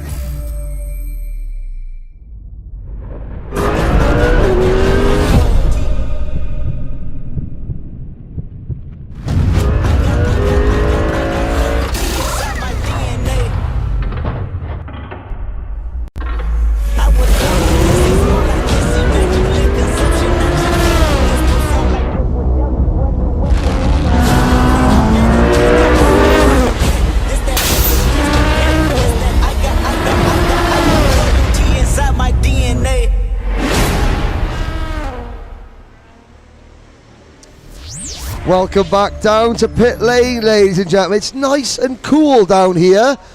We've got 16 garages and 2 containers to get through. 16 garages. Let's go. First one, Kartbahn Lüneburg. Kartbahn Lüneburg. My son's FaceTiming me. Hang on a second.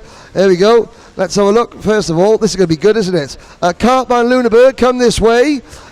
Say hello to my son. There he is on the live chat. You're live, Henry. Hope you got clothes on. Right, Kartbahn Lüneburg.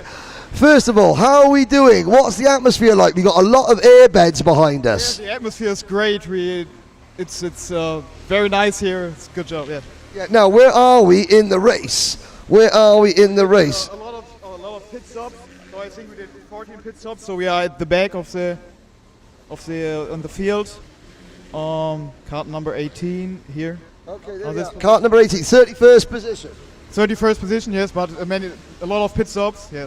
Now, talk about our comfort. Look at all the beds back there.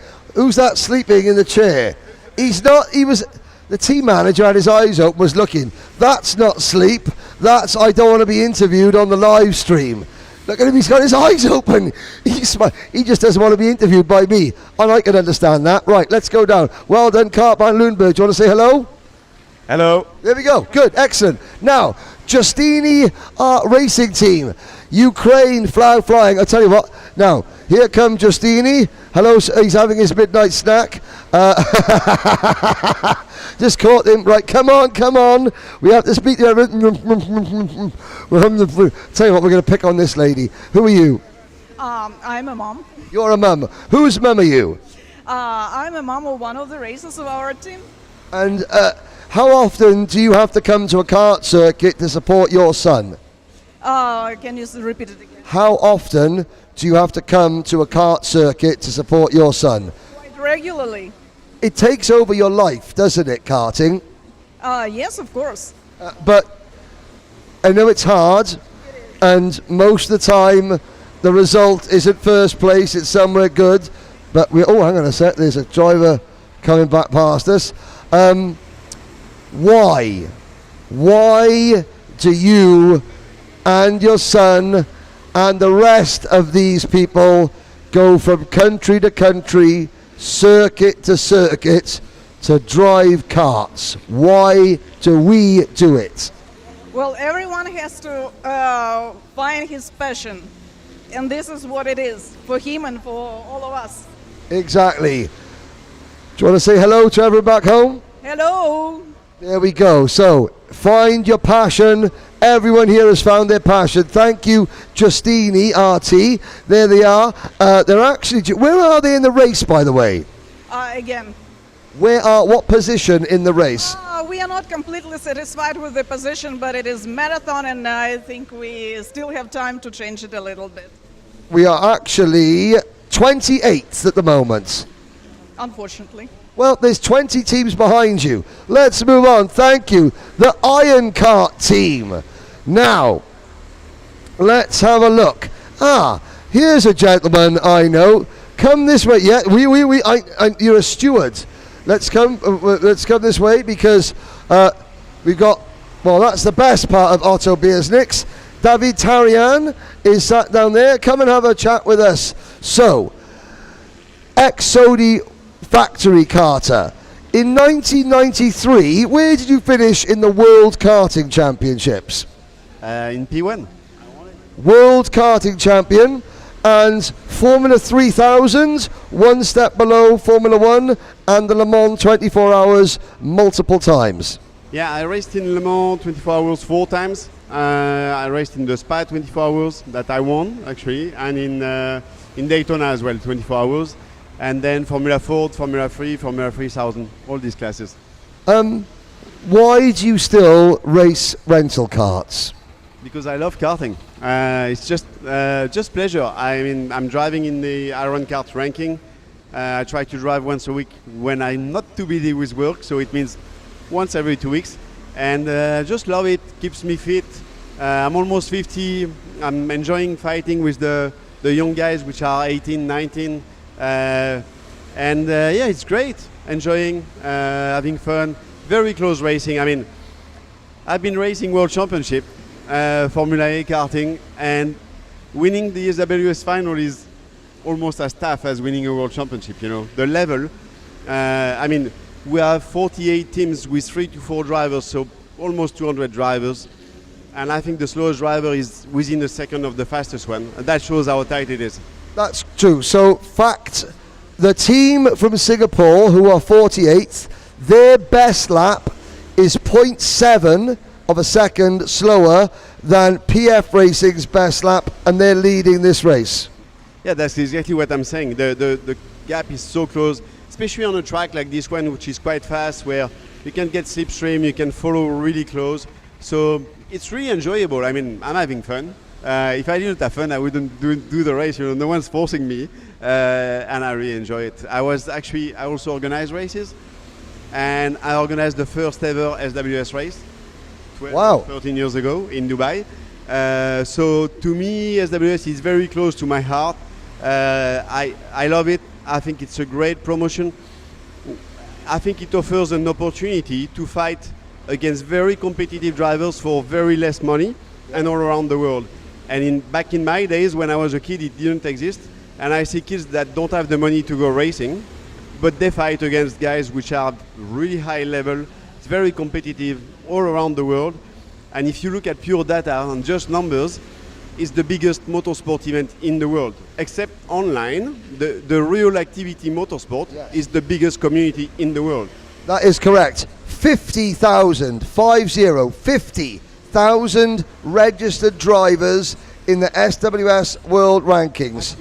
Active members. Active members, not people who raced 5 years ago. 50,000 of you, and the very best 500 or so are here. You've heard it here first from an ex-world karting champion who has driven at the highest level of world motorsports, that this is as hard to win almost as a world karting championship. David Tarian, thank you, sir. Thanks a lot.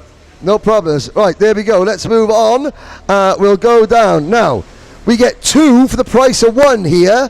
Both Neo karts from Kart Centre Campios will have a little work. Now, there's one of the teams, G-Cock, that's 29. That's the team with John Del Valle behind the wheel. Let's squeeze through. Hang on a sec. Knock, coming in. Hello. Right. Let's bring somebody out to have a chat. How about John Del Valle's girlfriend? Come out, who works at Campios. Very busy. That's good. Excellent. March her out to the front. So,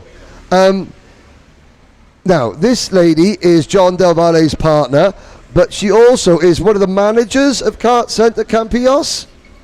No yet. Not yet, Martin Roivers, yet. Being, there we go, Neo Level Up. No sponsor is important. It's going quite well for one team, not well for another team. It's complicated. We had a penalty for Level Up. Yeah, there are. And G-Cock, your John Del Valle's team, led early on. Alternate pit strategy. We think we're in the top 3. We hope. We are trying. It's complicated. The level is too high. Eh? Well, we've got people on the live chat calculating, and they think you're 3rd. How many hours is yet? I know, but but we think we got about 7 teams within about 30 seconds when pit stops are all adjusted, and you're one of them. Yes, I know, but I don't want to talk. No, don't jinx it. There we go. The other team, Level Up. How hard is it to keep them motivated now? It's complicated. They are too sad, but we are trying to give our best. Okay. Sometimes we have got one happy Spanish team and one sad Spanish team, haven't we? Yeah. No, but we are Spanish, so we are happy all days. all day. There we go. Thank you very much. Thank you, Henry. No problems. Bye. Here we go. So, Infinity Racing Magic Jet. This is the team, and again, this is Eric Sellis's friends. Look at the amount of family and friends we've got here. Come out the front. Let's come out the front. Look at all these people here. We've got teams looking there. How about the kids? Let's come out and have a chat. Come and have a chat. Now, I'm not quite sure how much English we're going to get. I tell you what, we're going to have a wave, and then we'll go across here, and we'll speak to some of the others. So we're going to say hi. Hi. We'll need a quick word. Every French person says, I don't speak English in perfect English. Never mind. Well, there they are. Let's go across the track. We'll speak to the fans. Okay. We've got, Paris Saint-Germain. Are you gonna win Champions League, or are Arsenal gonna win Champions League? Champions League final. PSG or Arsenal? Paris, of course. Now, who have we got here? Let's have a quick chat. We're going to drag somebody around. Someone's going to have to turn around. Hello. Hello. It's all right. Just going to squeeze away. Look at it. Hello. Who are we supporting? We're very shy. The camera likes your face. Hello. Hello. And who? Okay. Who are we? Why so special? Infinity Racing. Who are you supporting? Who is your driver? Your pilote? Oh, il demande quel est ton pilote préféré. Baba. Papa. Baba. Papa. Okay, there we go. That's about as good as we're going to get. Let's move down. There's Antoine Cartier from Sony Kart, one of the organisers. Hello. He's been with Sony Kart since November. We'll keep moving down. Now, the next garage. This is the garage that so many people. This is For the Win Racing Singapore. Come this way. We've got the Singapore flag proudly. Okay, we're P48. This is now a memory you must all savor forever. Yes? Yeah, definitely. It's don't get a chance like that. You don't? No, ever. Well, you get it once, maybe. Now we can look at the camera. So, hello everyone in Singapore. These people need a new kart circuit, don't you? We do. Yeah. There's no more open air kart circuit left in the country. No more. We only got like a e-sprint kart, like the electric karts. That's all we have now. Well, luckily, Sodi World Series do have an e-sprint final, so Singaporean drivers can still try to qualify for the e-sprint finals. Yep. So I think next month there's one guy from Singapore who's gonna go for the e-sprint in Italy. Yeah, in Sicily. So next month in Sicily is the e-sprint. So we're gonna have one driver from Singapore, but you need an outdoor circuit to properly race on, don't you? Definitely, because that's where you really learn how to race in in such an open context. I don't know how to describe it. Yeah, you really need a big open track to develop your skills. Yeah, definitely. Now, who's that waving down there? Come on, wakey, come on, up you get. Here we go. Now, this is a very, very special young lady. This is Anna. Anna, come this way.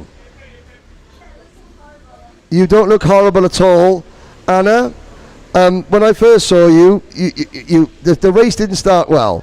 However, you're here. This is the Le Mans 24 Hours. You made it. You're doing it.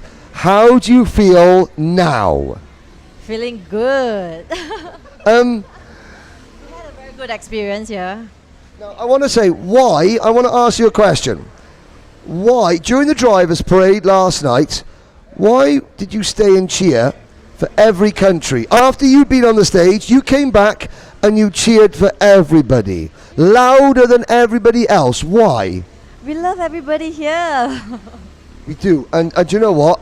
The amount of support you're getting online is incredible. Thank you. Thank you. And you know what? Hello, Singapore. Someone build these people a kart circuit so they can come back year on year. Yes, we love karting. We do indeed, and we love Singapore. Thank you very much. There we go. 48th place. They haven't given up yet. Now, let's go down. FISO Racing. Best bed I've ever seen. Here we go. Oh, this looks good.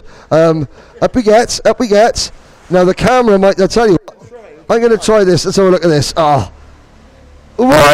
Gee, there we go. Okay, FISO Racing, come and have a word down here. You're going to need to get me up, right? Talk amongst yourselves. Right. Who are FISO Racing and where do we come from? Yeah, basically we are from Poland. This isn't going to work. Hang on. Oh dear. Look graceful. Always look graceful on camera. like a cat. Okay, let's come out of the garage. You've got a slippery surface.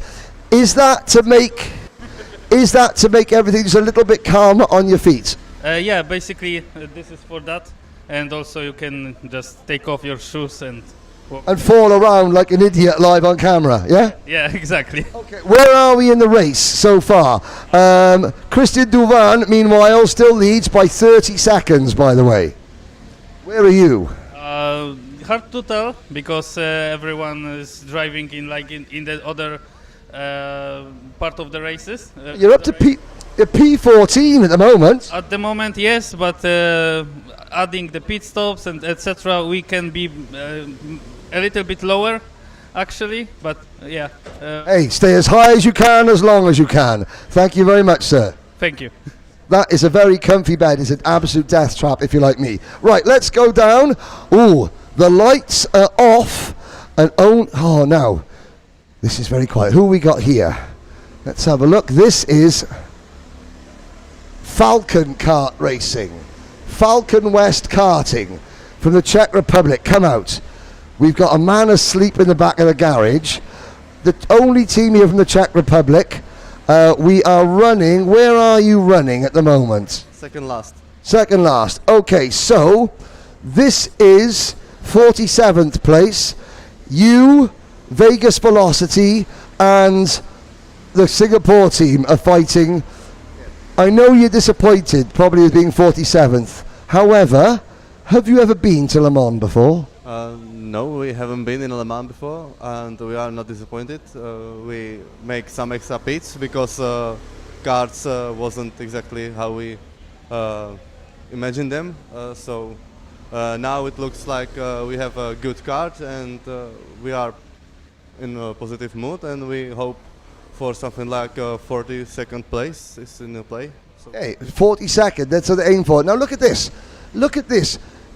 Branding, professionalism, all the sponsors hanging over the garage. Tell me, okay, burgers. You can tell I like burgers.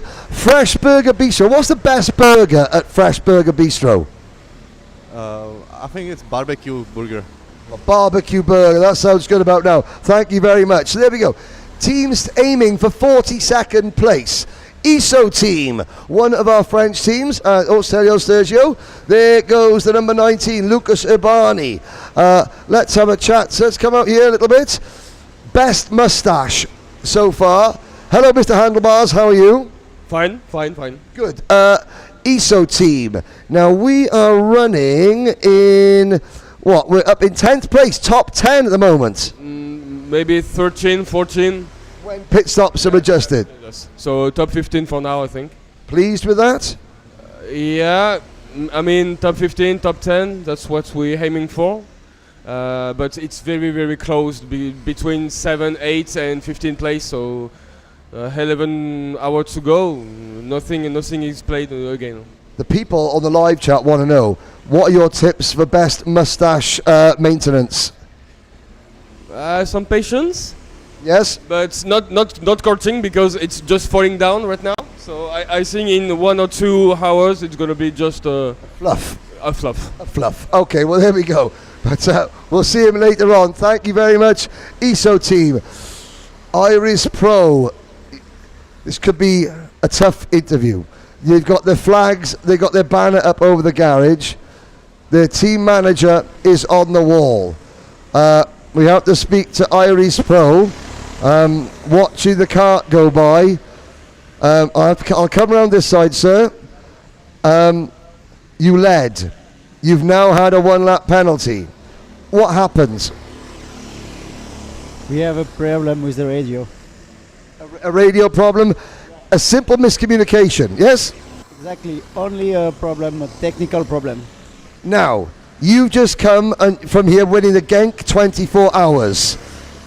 Oh, we're going to talk. The radio's working now. And this is really important. So, Iris Pro having a radio problem. The rest of the team are encamped behind there. And they've closed off their garage. And I'm cheeky, but I'm not that rude. You can imagine emotions are running quite high. We'll let the team manager finish this conversation, and then I got one question for him. Okay, sorry. Can you still... Oh, we're going to change the cart. I was going to ask them, can I still win? Well, never mind. Let's move on. I think we might have had a longer interview if they'd still been leading, but The radio malfunctioned. Simple as that. Now we come to our next garage, and as if by magic, an ex-British karting champion appears. Clayton Ravenscroft. Let's come out the pit lane. Firstly, we've got Peter Knight here. I've never heard of you before. You're just some rental car bandit, yeah? Yeah, pretty much. Very much, I know this. Clayton, and we've got Max O'Shaughnessy by here. Look at the shoulder blades on this boy. Good shoulders. The best name in karting, Nameless Motorsport. You were up in the top 5. Where are we now, do we think, on adjusted scores? Top 10, top 15? Good question. I think just inside the top 10, around about 10th, probably somewhere between 7th and 12th, 11th. So I'd say it's really close. It is really close. Clayton Ravenscroft, thank you very much. Peter, I was joking. That's an inside joke where somebody stick that I thought I didn't rate rental car races. You have been most of your career at rental car. Are you a team manager now, yes? Yeah, still do a bit of racing here and there, but doing the Doc Hudson role today. Yeah, a bit man like Trent Maroney is on track. Yeah, Trent's on track. He's doing his best. Bless him. Bless him. He's doing his best. I want to talk quickly. We've got a few more garages to get down and not long to go. Very quickly, there's Mr. O'Regan about to get in the kart. Clayton, from being a British Kart Masters champion and a British Senior X30 champion, the level out there, how good is it? It is very good, I'll be honest with you. You can look at the camera. You were trained. I'm trained, I'm well trained, you know I'm well trained. I know he's well trained. Steve and Vicky, you did well. They did alright. They did alright. I suppose. The level is incredible, isn't it? The talent out there is incredible. It is very good. Lots of, very able drivers out there across all teams. So yeah, it's very tough. And at all points, there's someone super fast in every stint. So it's a bit hard to even keep it inside that top 10, but we're still aiming for top 10, maybe top 5, hopefully. So. Now, I mean, when you first got in a rental kart after a couple of years out of the sport, do you need a wheel or something? No. Does he need a wheel? All the time, I'm hot on my heels. I know that. Was it a bit of a shock? Were you expecting, okay, I'm going to get in against some of these and I'm just going to blow them away? Were you a little bit shocked when you realised, I got to learn some stuff here?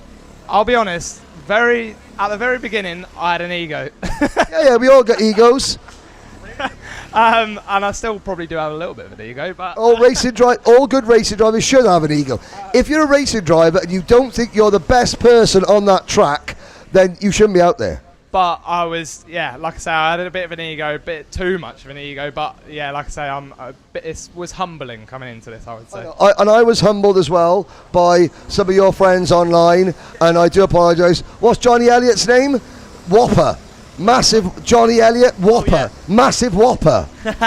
Yeah, I didn't see those. I'll pretend I don't see those. No. But again, just to show, we've just spoke to David Terrian, ex-world karting champion, and he said it's just as hard to win this race than it was for him to win the 1994 World Karting Championship. And he was being serious. And you can appreciate that now, can't you? Yeah, because he probably had the best kart on the grid, so... Well, it was a Sodi kart, so it would have been. Oh, yeah, there you go, good advertisement. There we go, right.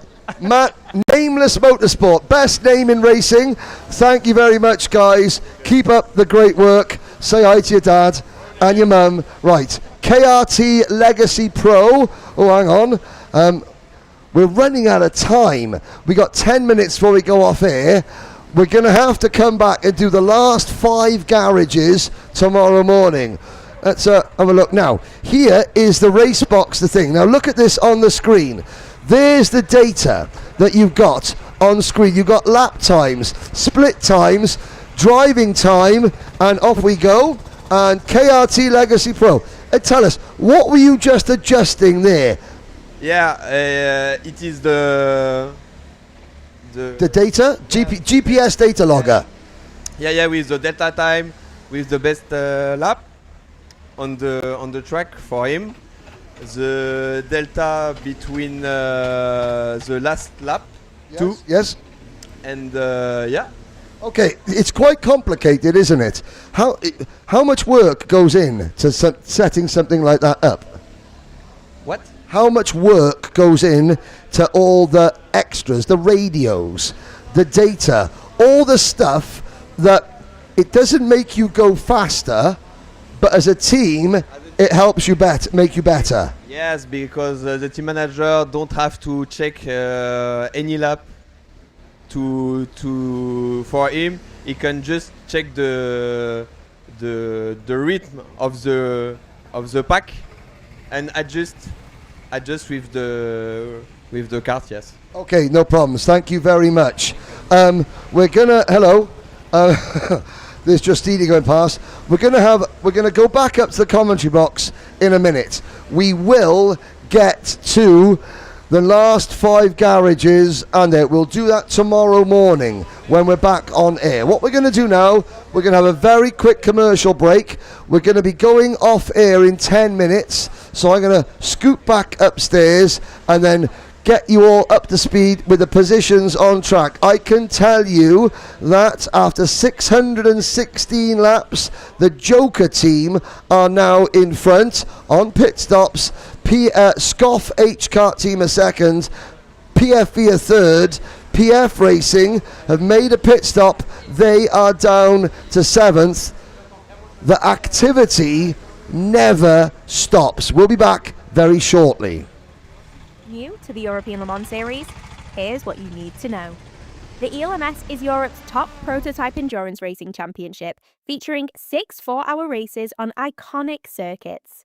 Teams of 2 to 3 drivers share each car, making teamwork essential from start to finish. 4 categories race together: LMP2, LMP2 Pro-Am, LMP3 and LMGT3, creating intense multi-class battles on track and providing a platform for both professional and amateur drivers to compete in endurance racing. In 2026, a record 47 entries and 9 manufacturers will compete for the European title, as well as a place at the legendary 24 Hours of Le Mans for the best teams in each class. With tickets starting from just €8, it's one of the most accessible ways to experience top-level endurance racing. And the absolute best part? You can catch all the thrilling action live and free worldwide on FIA WEC Plus.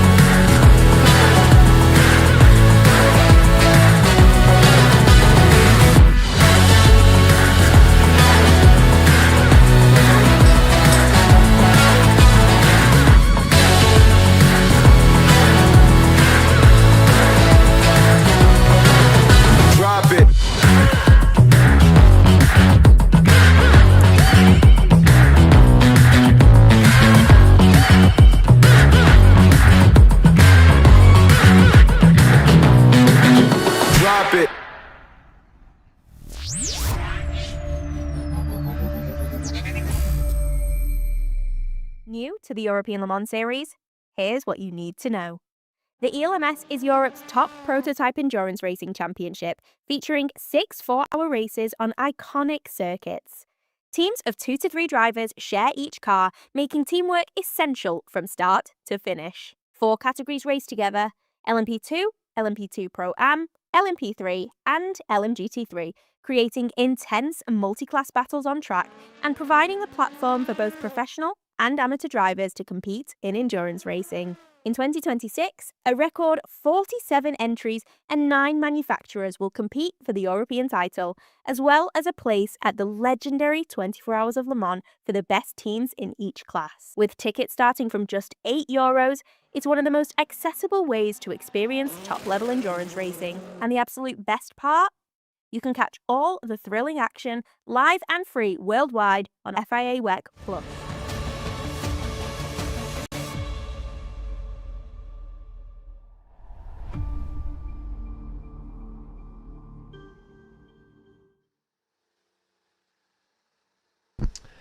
Welcome back, ladies and gentlemen. There is your former race leader heading out onto the banking. PF Racing have now made 12 pit stops. Vika Schleeds behind the wheel. Raphael Coville leads for the Joker team. They have made 11 pit stops so far. We look at, they're not the race results, they're the standings as they are. We're going to be leaving you very shortly. I know some of you would want to just see nothing but karts on circuit. When we go back on live at 7 a.m. this morning, tomorrow morning, to cover the last 3 hours and 40 minutes, first we will go and complete the rest of our garage walk. It is only fair that we speak to every single one of our teams. And then, for the last 3 hours solid, myself and Eric Sellis will be bringing you nothing but on-track action as the 2026 Saudi World Series International Finals endurance race, the 24-hour endurance race, the ultimate battle, comes to a close. You can see the gaps are developing. 12 laps down, 13 laps down. Those teams are not yet out of contention for maybe a top 6 position. Puissance Feline, the all-female team, run 30th. No penalties have been applied or suffered since we went down to the pits. Raphael Coville has a 2-lap advantage over Vika Schleeds, but the main battle is between the 34 team PF Racing. They're 32 seconds and on the same pit strategy as the rest of the teams in the top 9. So, look at that. Down to top 1 karting. Now, Joker team will slot into that as well. The teams you have to be aware for. Team 43, 13 pit stops have been made. For top Team TKR, you have to go a bit further down. Top 20 now for Neo G-Cock Racing. That is John Del Valle. Back behind the wheel, he's done 14 pit stops. Iris Pro, with their 1-lap penalty, are still 11th. Some of these teams, Young and Wild being one of them, Young and Wild, they, I'm assuming, have dropped down because they made lots of pit stops. Let's see where Young and Wild, how many pit stops they have done. They've made 16 pit stops, as have Ask Performance 360. Looking down there, who's done 15 pit stops?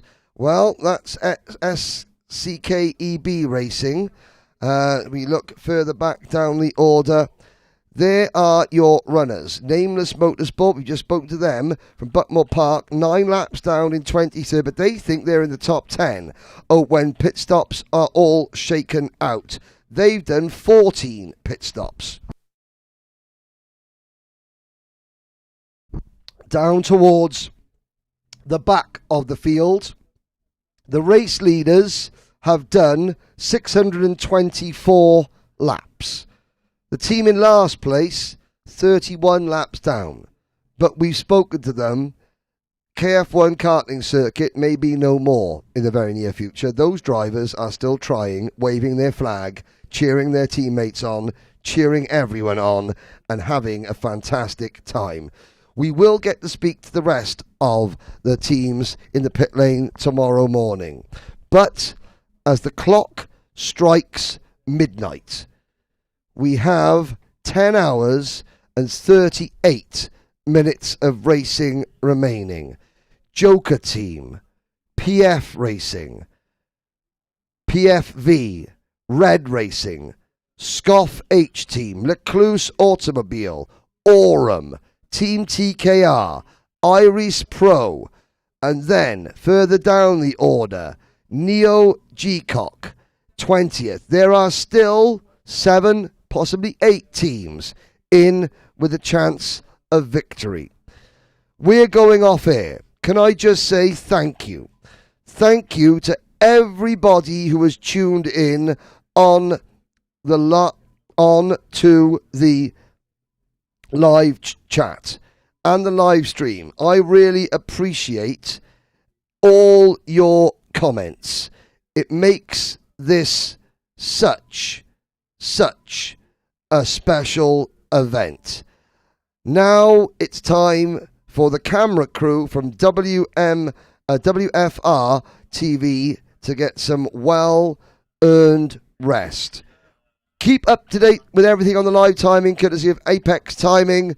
Joker Team have the lead by 2 laps at the moment, but on adjusted scores, it's PF Racing leading PFV by just 32 seconds after over 13 hours and 626 laps of racing around the most famous circuit of all, around Le Mans.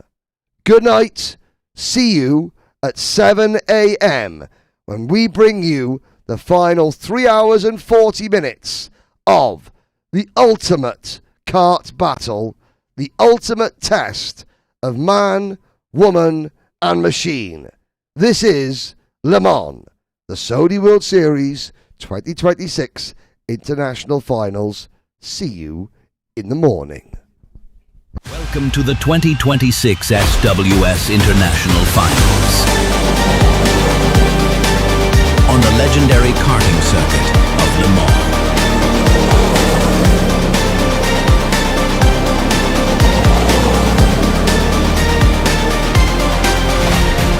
The ultimate battle.